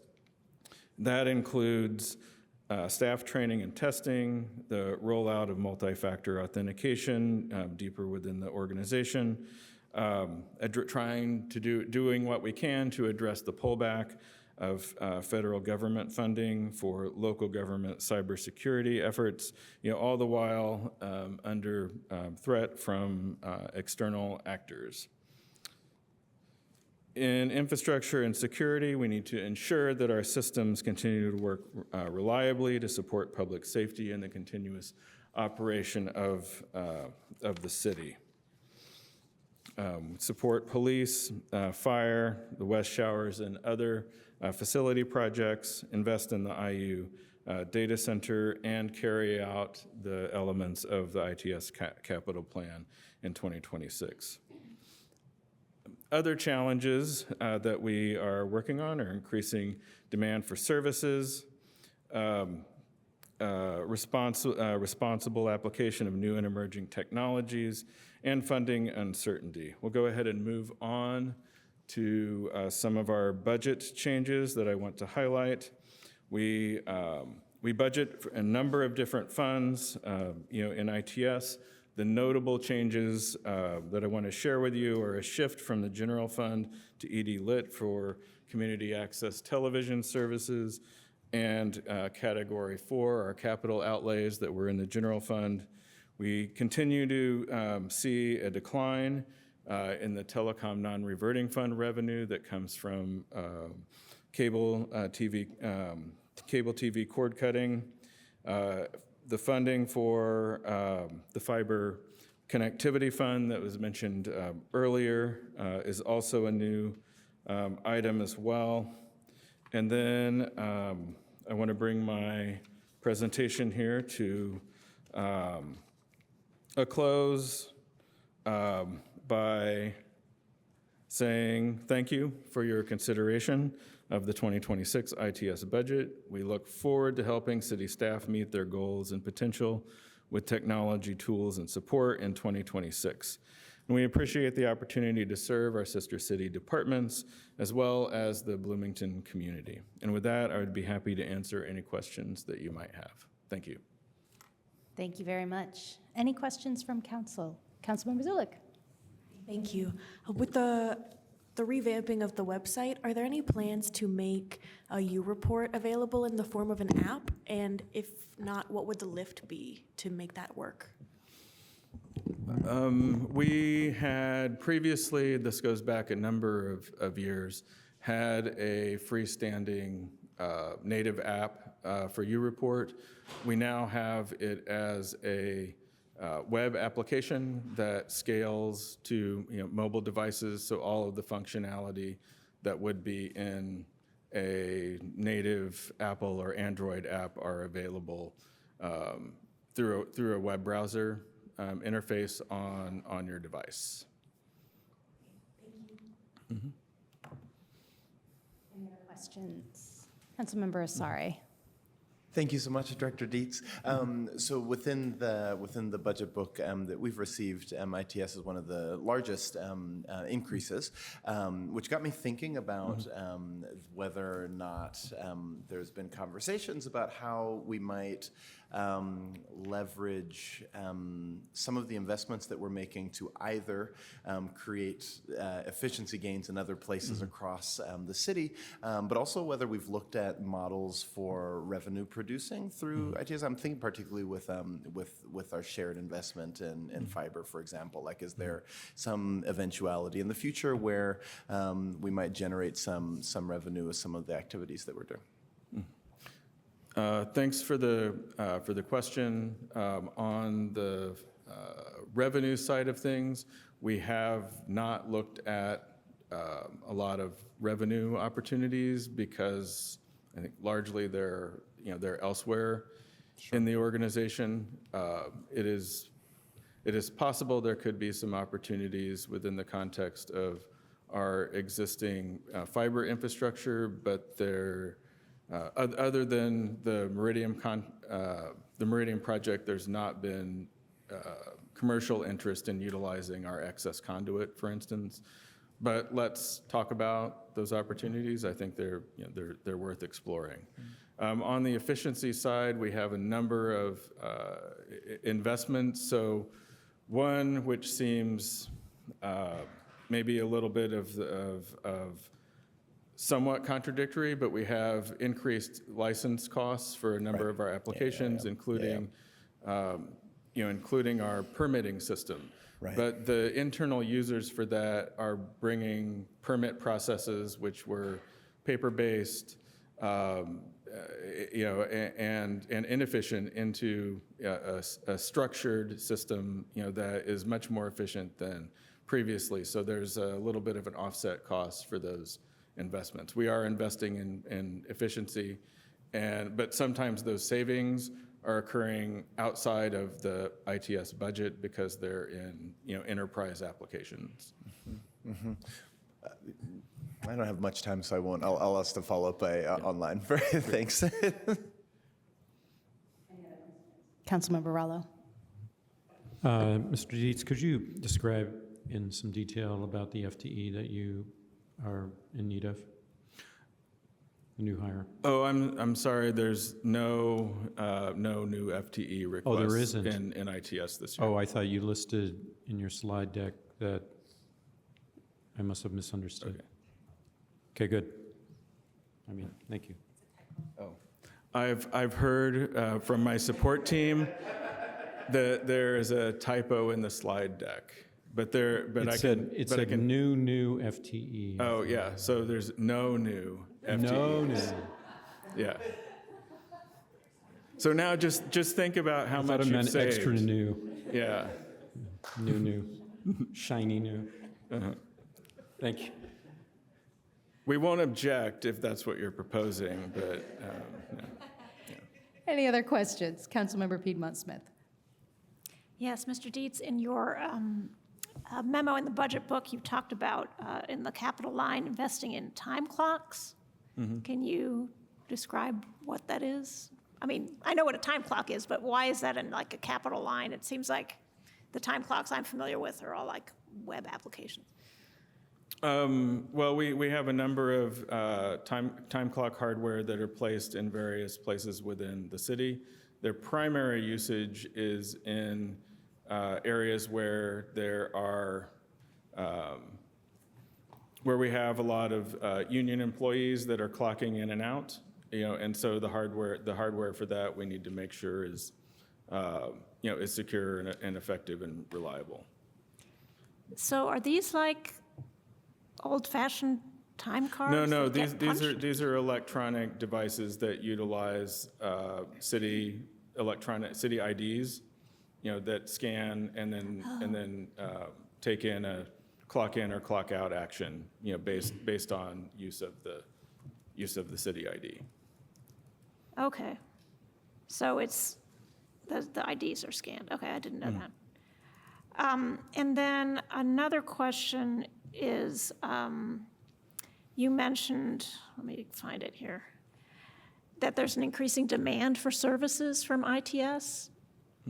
Is what kind, like who's demanding what kind of services? It was kind of vague. Throughout the city, our customer base, the more technology is used, the more demand for support comes with that. So for our help desk calls, for instance, and then also drop-ins at ITS, and support for an increasing number of software systems for individuals to do their work. It's not necessarily that there are more problems among staff using software. It's that there's more software and that there's more Yeah, cases in which they I need don't to want use. to say no. I mean, there are issues that come with the deployment of new and more diverse set of systems. But it is largely the number of individuals that are using applications that need the applications to work for them and help them work for the public. Okay, thank you. Any other questions? Down here? Oh, Councilmember Stossberg. Thank you. I'm just looking at that consultants line again under other services and charges and just looking over time and going, okay, and in 2023, the actual was 165,000. In 2024, the actual was just under 70,000. And then in 2025, it was adopted 135,000. And then next year, it's about the same at 125,000. So I guess I'm just wondering if you could tell us what that line has been used for this year and what the plan is next year in terms of your use with consultants in that category. Because it's just that's a big difference between the actual in 2023 and 2024. So I'm just trying to get a handle on how you guys are using that this year and what your plan is. I think I could probably give you a better report as a spreadsheet than right here, if you're asking Okay, for the. that's fine. I'll follow current- up with that question Yeah, then the current year. on our, as a I'm written happy comment. to. It varies significantly based on what projects are going on in a given year. Okay, that'll be great. I will follow up then with a written comment. And then just ask you then what the timeline of a new and improved website is then, since I have extra time. I know that we're looking to make significant progress this year. As mentioned, earlier, a lot of this effort is coordinated by the mayor's office, communications director, in partnership, with us and the rest of the city. So I'm not. Okay, yeah, I was about to say, would Deputy Mayor Knapp like to Yeah. come forward and announce and say it out loud? Next summer is the launch date, so we're building from scratch. Great, And there's thank you. a whole bunch of data dashboards to build. Thanks. And let me just make sure. Yeah, I don't have another one. Thank you. Any other questions? All right, we'll move to public comment then. Is there anybody in chambers or on Zoom who would like to make comment? Please raise your hand on Zoom. Make yourself known. Yes, there's one on Zoom. Excellent, thank you very much. Please state your name and you may begin. You have 2 minutes. Okay, Kevin Keogh, just a quick question or two. Is there a dedicated staff member within your staff that is focused on cybersecurity, lack of a better term, like a chief information security officer? And follow-up, do you follow a security framework? And I'm thinking like the NIST standards, particularly 853. Would that be something you guys do? Thank you. Thank you for that question. And since this is only time for public comment, I think maybe what we could do is put those questions in our questions to submit on the form later so that we can get those answers for you. Thank you. Anybody else on Zoom? No. Okay, thank you. And nobody else here in chambers. So we will move back to council for comment. Any final comments? Councilmember, sorry. I just want to say thank you first and foremost.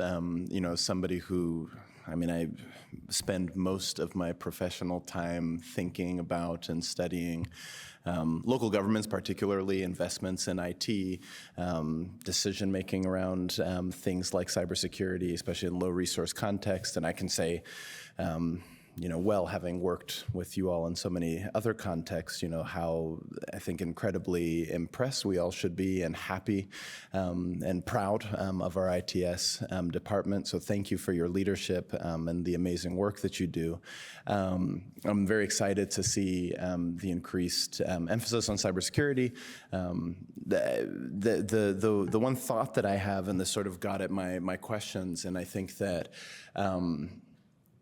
being at the level that we are and of taking so seriously, I think, significant threats and helping keeping our everything moving well together sometimes is in tension with what, I might sort of flippantly call innovation, right? And I think that sometimes we might, which is maybe a good thing, like if we're going to err on the side of security or innovation, like err on the side of security, right?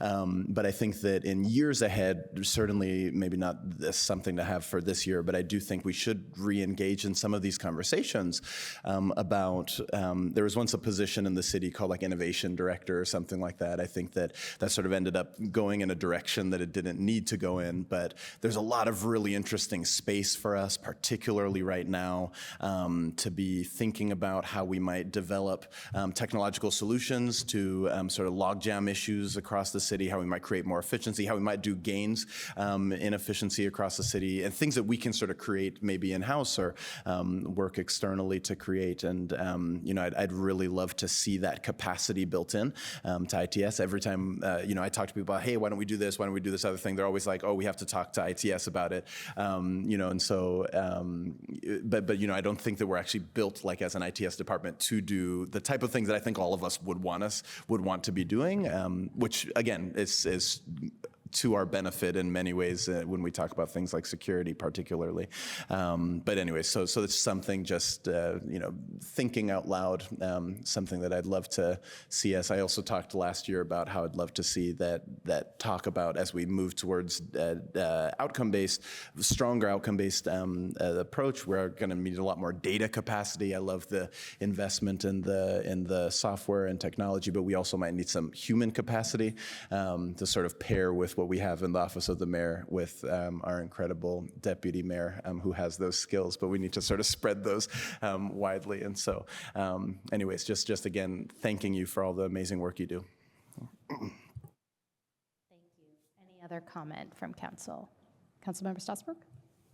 Yeah, I want to point out a couple things. First, I just want to pull out this line in the budget book that we have local increases in cybersecurity systems, largely due to a withdrawal of federal government support for local cybersecurity. And I just wanted to call that out loud as kind of a local consequence of what is happening at the federal level, and also call out loud, as Councilmember Asari was kind of saying, that cybersecurity is just incredibly important. And we cannot do without it, because it would leave so many pieces of our government infrastructure very vulnerable if we did not have a very robust, solid cybersecurity. So I am glad that as a city, we are still able to manage to maintain those systems, even with that withdrawal of federal government support. But that is just a really big issue, I think, for local governments in general right now, to not have that kind of support. And we're very fortunate in Bloomington that we can cover that in other ways. So I wanted to make sure to call that out. And the second thing that I wanted to make sure to call out was also an appreciation for ITS, and just to highlight a couple of ways that ITS has been super helpful to council this year, because there have been state changes related to our meetings, related to, internally, we may have noticed that onboard changed in terms of managing boards and commissions, because there are new requirements around agendas and how those, how information is relayed, and ITS has been very helpful to clerk and council office to make sure that all of those changes are reflected the way that they are supposed to be, and to be in compliance with that new law. Similarly, there were changes in streaming and saving of all the meeting records and things like that. And so ITS is also really instrumental in that. And then also calling out community access television, CATS TV, because that is also just instrumental. It would have been a much bigger lift to comply with all that if we didn't already have some of those built-in relationships that we've had through our ITS and through CATS TV. And so that has just been really helpful, and I wanted to call that out as appreciation in terms of some of that work maybe that Director Dietz referred to in terms of that support and support requests. Is there have been a lot of that back and forth this year in making sure that compliance was prepared, so that we were obeying these new laws. And then next year with the ADA stuff, we can anticipate a little bit more of that probably too, in making sure that everything is in compliance with new and upcoming laws. So thank you very much. Any other council comments. Councilmember Rollo. A question of Mr. Dietz. Can you please put it in the packet, in the What's Google that? Docs? In the Google Docs. We can put it in writing. Okay, I thought I'd give him the opportunity to respond to the, to Mr. Kehoe's, but We'll put, I said we'll put those in the packet. okay. Any other questions or comments? Sorry. All right. I think that closes that section. Thank you very much. So now we will hear a presentation from Department of Public Works, and we have 3 different sections here. So starting us off, I believe under administration is Director Wason to kick off Public Works.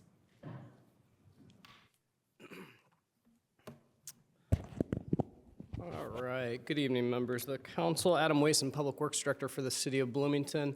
Always an honor to present our budgets. Tonight's a little different. It's not a full marathon of all 7 divisional budgets in one night. We'll split those up over 3 nights now, so I'm not sure if I like that more or less. But just quick, big shout out to Deputy Mayor Knapp and Controller McClellan.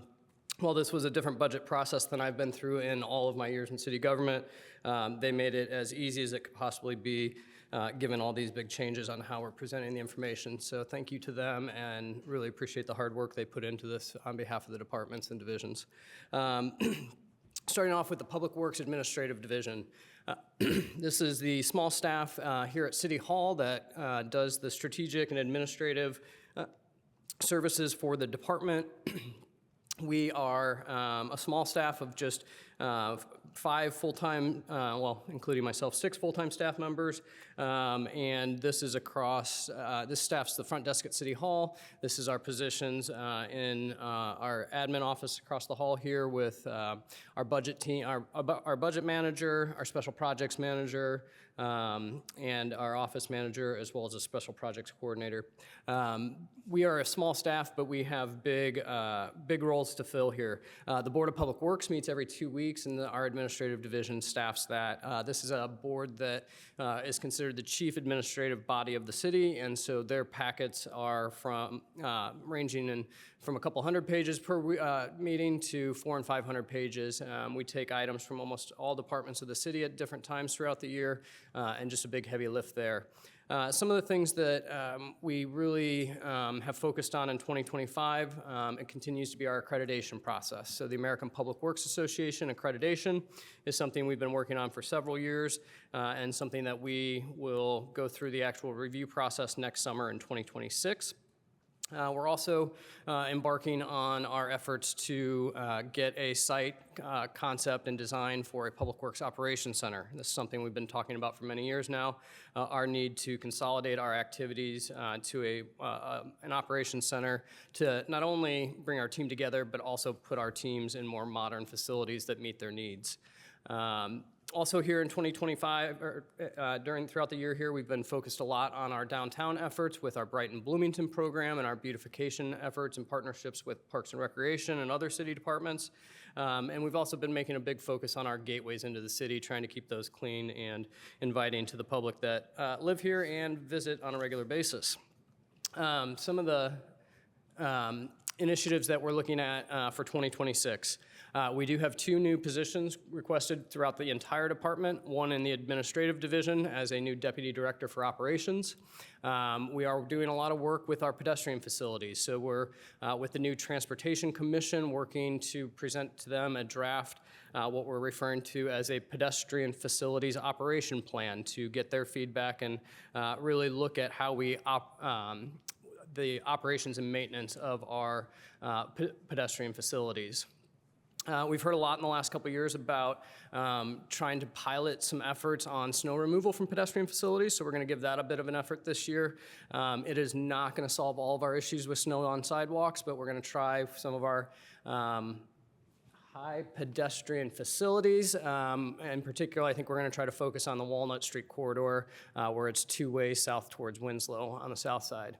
Again, working on the operations facility, and just want to take a note of all of the experience and knowledge we have amongst our staff that help meet our needs. Our team, while small, takes on big challenges in big ways, and they always look to innovate and do things with efficiency in mind. All right. Some of our challenges and what we're looking at in 2026. It has been stated many times tonight, the impacts of the state legislation on city operations. This will be a big hit for our road funding. You know, we've got our estimates, and we think we know what those impacts are going to be, but even with the local road and street and the LRS and what's the other fund? Motor Vehicle Highway Fund, you know, those projections are just that, projections at this time. We're hoping that it's not as big of a decrease as we're expecting, but we're yet to see all of that. We're working with all the city departments. Our city fleet has grown over the years, and we want to look to right-size that or become more efficient in how we manage the fleet. And then working with the controller's office and others on our just different capital planning and purchasing. One other large thing that we'll talk about more with our sanitation budget is we're reviewing the rates for that, and we'll look to bring new rate structure in front of the council and the Board of Public Works in the next several months to eliminate that longstanding general fund support to the sanitation division and make that wholly ratepayer supported. Beyond that, we just want to make a couple notes. The team was recognized by Downtown Bloomington, Inc. at their annual meeting this year for our efforts in coordination with Brighton Bloomington and Centerstone and our downtown beautification efforts. So big thanks to our whole team on that. And just want to leave you with a note. You know, we talk a lot about high performance government tonight. That's the category. With Public Works, and for a long time now, we've talked about at first, it was always 3 categories or 3 focus areas, but now it's become a 4th as well. But our whole intent and our whole way in which we try to approach things as a whole department is that we're going to be good stewards of the taxpayer resources we're entrusted with. That always wasn't the case with Public Works in the past.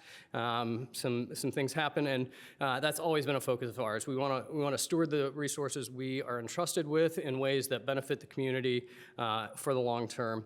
We're going to operate in an environment of respect. That's both internally and externally, whether it's with a coworker or a colleague or a supervisor, or when we interact with residents and visitors. We're going to try to provide the highest levels of public service we can. We're not going to meet that standard every single day. When we fail, we're going to try to do better, but we're going to try to just provide the highest levels of service that we're responsible for. And the 4th one we've added over the last couple years is we're going to try to do that all as safely as possible. So when I think of high-performance government, I think all 4 of those aspects of what we focus on in public work really apply. I'm done 3 minutes earlier. I should have given those to Margie. I will take any questions you may have. Thank you very much for that presentation. Any questions from council members? Councilmember Piedmont Smith. Yes, thank you, Mr. Wason. In the budget book, it notes that the transportation funds, the $2.1 million, reflects dollars for sidewalks that live in the Public Works Administration budget. Can somebody explain that to me? What does that mean? Can you repeat that question? I think I'm going to need the controller's help on this one. I'm not sure. Okay, it says in your memo after, the breakdown, high-performing government, $841,000, then transportation, $2.1 million. Then it says, note, the high number for transportation reflects dollars for sidewalks that live in the Public Works Administration budget. You do have like sidewalk grinding and all that sidewalk stuff is in your budget. Yeah. Like, there is some items that say like. Where is she? I'm not sure. I'm sorry, where are you pointing to in the memo? I'm not seeing what you're referring to in our actual memo. The top of page 118 of the packet. Of the whole packet, that's okay. Second page of your memo, with the one with the charts on it.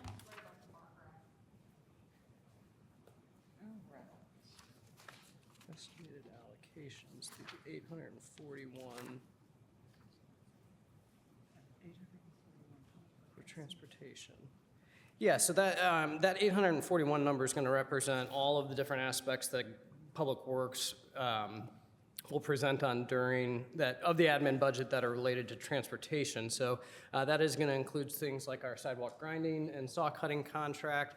I believe that includes our resident participation program that we have that goes underutilized.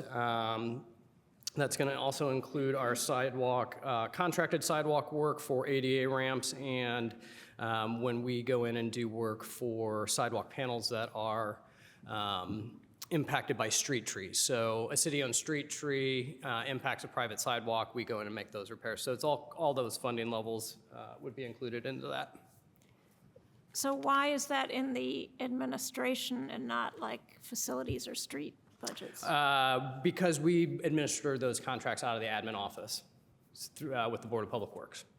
Okay. Is that something I could trace? Like, has that always been the case, or is that new? Like, could I believe compare for the it to last last several year? years, it's always been in our budgets in admin. In admin? Okay. Yeah, we can track that for you, certainly. Yeah, I'd love to see if there's an increase or decrease or whatever in that. Thank you. Okay, any other questions? Councilmember Strasburg.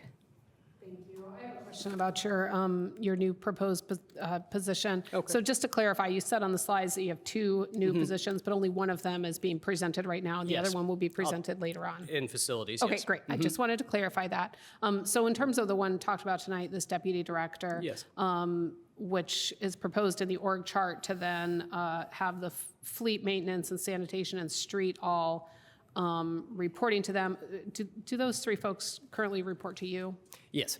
Okay, so that would be kind of like streamlining that to You know, take a little bit of less reporting off of you. Yeah, I can just kind of give an overview of the vision here if you'd like. It's the intent here is really street, fleet, and sanitation are our three largest union shops within Public Works. They're also the three farthest away from City Hall. And they really, the whole intention of this position is to assist as a position that would have those three union shops report up to the deputy director, and then that person report up to me. It does a few things. It takes a lot. I spend a lot of my time on union workplace issues, whether it's different types of disciplinary things or policies and procedures in coordination with HR. And to centralize that into this operations position will free up a lot of my time to focus on some of the bigger, higher priority, larger strategic things across the whole department. And so the whole intent here is really to have those three very operational, service-heavy divisions report up through this position to free up some of my time for more of the bigger picture stuff, working on the budget stuff with Jessica more closely, working on the operations center proposal and what we're hoping to do there, spending more time on the strategic capital planning, things that are ever changing with all the state funding changes and such. So that's kind of the vision and the hope for that position. Okay, so I see how that will streamline internal operations. How is that going to improve a resident experience? How will it improve a resident experience? Yeah. With those being our three, fleet is an internal service division, but with street and sanitation, those are our two divisions that have probably the most touch points with residents on a daily basis. Obviously, sanitation pickup is hitting almost 14,600-ish houses every week, and the street division is doing everything with our public rights of way and maintenance. So hopefully they'll see some improved operations there, and overall just a more streamlined department, which should be better operationally for the whole city. Okay. Thank you. Mm-hmm. Any other questions? Nope, doesn't look like it. Okay, now we move to public comment. Yes, public comment. Doesn't look like there's anybody in chambers who might be interested, but is there anybody on Zoom raising their hand? No. No. Okay. All right, well, we'll bring it back then to council members for final comments. Anybody have any final comments to say for this portion of Public Works? Yes, Councilmember Zulik. I'll just say thank you to Director Rayson. We've talked a little bit about clearing sidewalks during snowstorms, and so I really appreciate you following through on that. Yeah, it'll be it'll be expensive. Any other comment? All right. No more comment on this section then. So now we move to Department of Public Works Facilities Maintenance Division. And I believe presenting is Director Wason and Director Boroff? No, just me tonight. JD's online to answer any questions that I may need, but they all start really early in the morning, and so 9 o'clock at night is a normal work schedule for them. But our Facilities Maintenance Division, this is a small but mighty group of our team. JD Boroff is our Director of Facilities Maintenance. Nick Spagnola is a new employee in that division this year. He's got Operations and Asset Management under his title. And then Russell Flake and Barry Wallach are two of our maintenance custodians that just try to keep everything going. The thing with facilities maintenance is this is a division, while we did add one position last year, their responsibilities and the number of facilities that they're maintaining and managing on behalf of the city has grown in the recent past. This includes some of the buildings on Hopewell. It includes West Showers. It includes even the College Square building from years back. All buildings that are just taking more time and effort to manage. Some of the things that we've been really working on in 2025, JD and his team have been really assisting the fire department with all of their projects, both their remodel projects at their fire stations, as well as the project on South Walnut Street, assisting BPD with some capital improvements on South Walnut and with what they do down there, and then really working pretty tirelessly on all of our contracts and everything that goes into maintaining the 20, I think we're up to 28 facilities under facilities maintenance at this point. Some of the things that we're going to be looking to in 2026 is we've got to make some investments at the Waldron. That's where, in particular with the roof of the WFHB building, with the city owning that, our enclosure out in front of the City Hall on the north side needs to be rebuilt, and then we're going to continue with the carpet replacements that we've been doing throughout the building. Some of the other things that we're really kind of focused on as challenges and other opportunities, you know, we talk a lot about the operations center for Public Works, and the main driving factor for that is not only to get a more modernized workplace for those staff members, but we have ever increasing costs in maintaining those old buildings and old facilities. It is it's just the opportunity cost of a new building is continually going up each day that we don't get that built. You know, so we're looking at all of our different systems. We've got new lighting at City Hall. We're looking at our HVAC, electrical, and plumbing systems for efficiencies. You know, the one thing that I do know to hold true with our facilities budget each year, there is going to be something that's going to be large and unforeseen that we're going to have to figure out how we're going to pay for it. Whether it's a water cooling tower or a generator, or it's just by nature with these large buildings and these large systems that are needed to maintain them, something is going to fail, and we are going to need to pivot quickly and figure out how we're going to pay for that. You know, I talked about Showers West and the other buildings. They, you know, while they hold lots of opportunity, they do require staff time to manage and maintain those. Yeah, big thanks to JD and his team. They're ever busy. You know, just this morning we were resetting this room from Farmers Market over the weekend and making sure that we could get everything set. But it's a daily grind for that team, and we appreciate their efforts.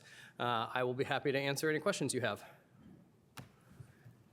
Thank you very much. Any questions from council members? Councilmember Piedmont Smith.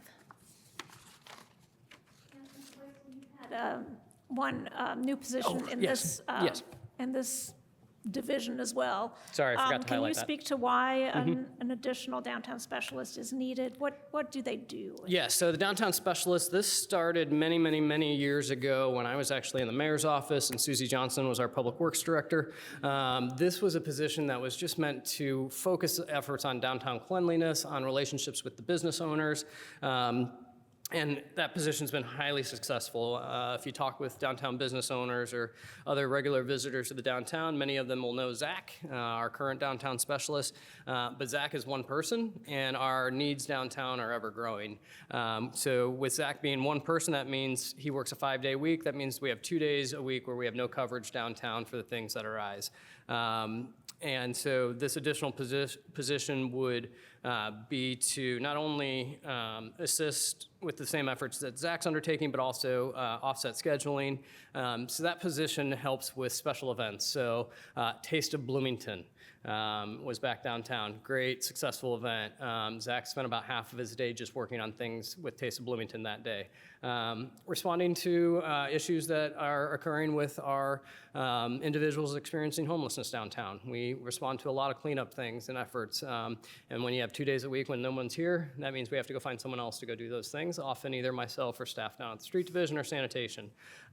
So we're looking to fund this position to not only continue just the great efforts, but also to really offset the scheduling as well. Thank you. Mm-hmm. Any other questions? Councilmember Ruff.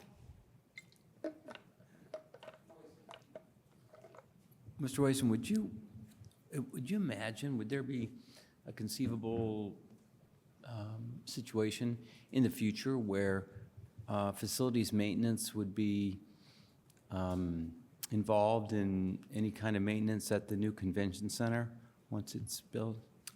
No, I do not. No. The CIB, I mean, I don't know the ins and outs of all of the legal requirements of the CIB and the Convention Center Management Corporation, but I would have to guess that that would be entirely separately run. Okay, thank you. Mm-hmm. Any other questions? Okay. Oh, Councilmember Stossberg. Super fast in the line items, fuel costs are down.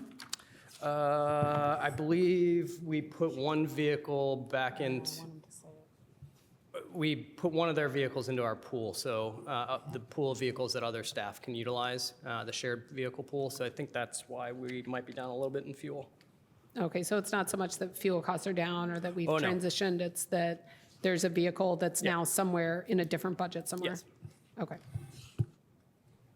Okay, last call for questions. All right, we'll open it up for public comment now. Is there anybody online who would like to make public comment? Please raise your hand, or if anybody in chambers would like to come make public comment. Any hands? No. No. All right, nobody's got any comments right now, so we'll come back to council for final comments on Facilities Maintenance Division. Any comments? Councilmember Zulik. Thank you. I'll just plug the downtown specialist position. The downtown business owners are very happy with them. Thank you. Any other comment? Councilmember Stossberg. I just want to show appreciation for the assistance given by, I believe it's this Department of Public Works to help council office shift over to Showers West to be in a space that all of our staff can be in, because that has definitely, I think, been an improvement for our staff. So thank you for that hard work. Any other comments? All right. Thank you. That wraps up that last section. And ladies and gentlemen, we're on to the final section for the evening. Department of Public Works Fleet Maintenance Division. And presenting Director Wason. Yes, thank you. We've got Corey Snyder, our Fleet Maintenance Director. He's online.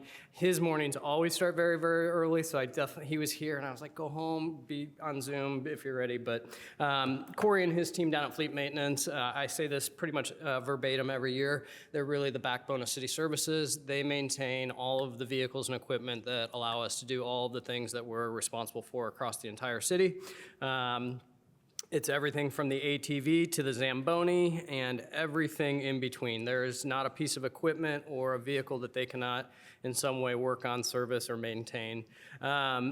This is very much a high-performing government division. Their entire budget can be related to high-performance government. We really do about as much as we possibly can with a staff that is as creative as they get across the city.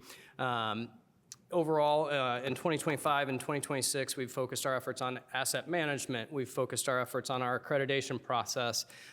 We've really been focusing, and I spoke about this in the admin budget, with all the different divisions and departments about trying to identify underutilized vehicles that could be shared amongst departments, amongst various people in a department, amongst the various departments where we could actually share equipment and such. So really working on that across the board. And then getting vehicles and equipment off of our rolls for insurance purposes when they've met their useful life. So very busy down there with all the things with capital management.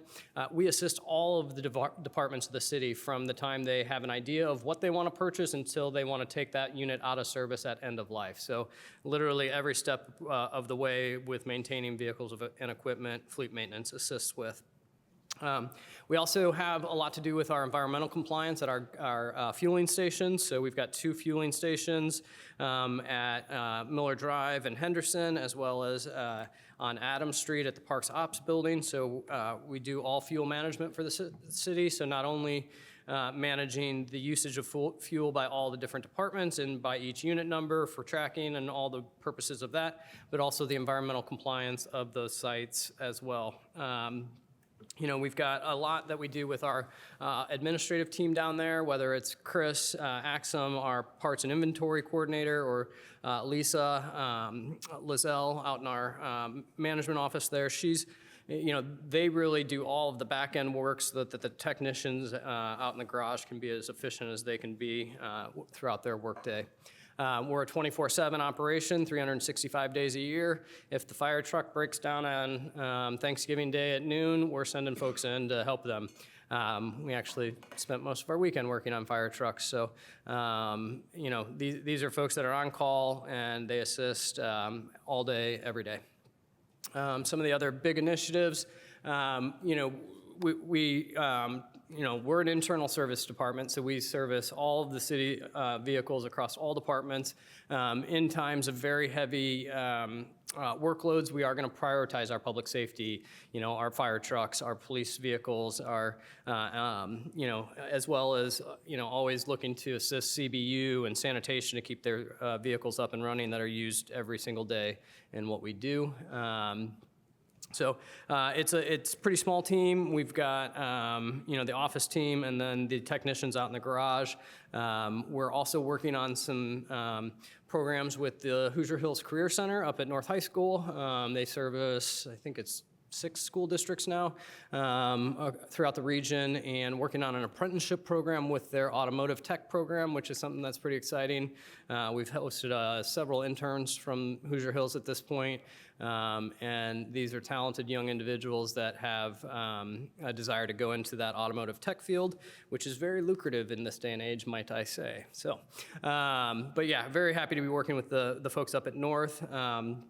You know, a couple things that we're going to be looking at again this year with our use of technology down there is how do we really manage all the, what system is best to manage our assets there. We use a system called RTA right now. What platforms can they offer that might be able to keep us in better touch with the actual users of the vehicle to make sure that all of the good communication that needs to take place does in a timely fashion.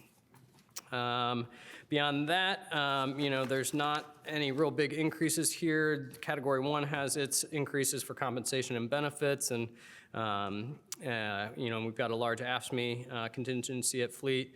And then, you know, we do have a bit of an increase in the supplies line. There is nothing that is not more expensive when it comes to a vehicle today than it was yesterday. We're just seeing increased prices across the board. I mean, that's everything from the latex shop gloves on up to the transmissions and the big pieces of big items that run all of these vehicles.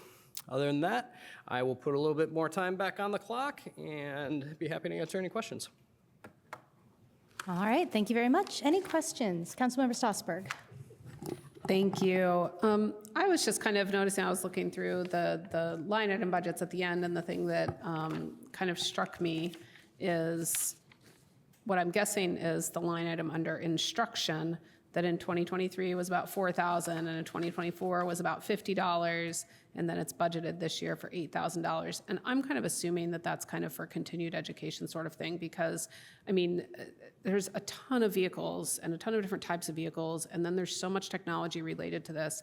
And I guess I'm surprised that there's not more money that needs to be invested in kind of making sure our folks are up to date, because Yeah. I feel like they've got to be doing that work somehow. So how is that kind of continuing education being done and being supported by us in terms of wanting to make sure, because there's no consulting money in here anywhere. So that's the way it's like, okay, so our fleet maintenance folks have to know all the things and do all the things. So how do we make sure that they know all So that they're stuff? required to keep ASE certifications, and those certifications have to be renewed on a regular basis. So they get some of their continuing education just through their ASE certification. The other thing is we spend a lot of our money in on the different programs. Gosh, how am I going to say this correctly? It gets, Chevy, for all the different brands, have all their different OEM computer module products that, you know, when you plug in, the check engine light's on and it goes. So a lot of that is actually done on the software end, where it's the specific vehicle types. And I mean, they're also computerized now that they're being given the information. And I recognize yours is more about training and such, but that training isn't quite as necessary given the other resources they have. Very interesting, and that answers my question. But in terms of that requirement to be ASC certified, so are they doing that out of pocket then? It's or is that currently it's all something that part of like the collective- HR, because HR talked about like having some kind of reimbursement stuff too. So Yeah, it's currently part of the collective bargaining agreement with certifications. They're required to maintain a certain number, and they get compensation for up to a certain number, but part of their job description requires them to have those. Great, thank you. Councilmember Piedmont Smith. Yes, Mr. Wason, I'm wondering what the status is of securing a new space for fleet maintenance, and especially the break room, which I remember touring and being quite poor. What I can say is that we're not as far along as I'd like to be, and a lot of that's got to do with the legislation passed at the state level. I think we'd be probably having a much different conversation today in this budget hearing about the operations center had we not be facing the impacts out of SB1 and such. My take on it, you know, the side of it that hits the general fund budgets and everything is going to impact the city for years to come. We recognize that. But the issue with the bonding is what really is the kicker on this one. We know we would have needed to bond for a public works facility. We were taking really smart steps last year to move capital out of being cash funded into bond funded. We were doing what we needed to do because we had smart people that knew what we needed to do. And to not have that ability is really going to restrict us in getting that facility in a timely fashion. And I say that in a very unfortunate way because we've been really wanting to make some progress here. And again, I think we'd be in a much different conversation tonight had those impacts not come out of the State House. All right, well, hopefully we can figure out some way to improve the facilities. Thank you. Any other questions? Down here, down there. All right. We will move to public comment. If there's anybody in chambers or on Zoom, please raise your hand. We'll give it a beat. Has anybody raised their hand? No. No more public comment. All right, so we'll come back to council. Council comments. Any closing comments? Councilmember Stossberg. Really fast, I just want to shout out again the partnership with Hoosier Hills Tech Center Automotive Unit. I think that that's great that we have that partnership going with them. They're a great resource, and we're also a great resource for those students that are in that program. And then just on a closing note, thank you all so much for all of your budget presentations this evening. Thank you, and good night. Any other comments? All right. Looks like that's a wrap for night one of budget hearings. Thank you, everybody, for your presentations tonight. We will be back here Wednesday, 5:30, here in Chambers. I will not be your guest host that night, but I look forward to seeing everybody then. Thank you all. That ends the meeting.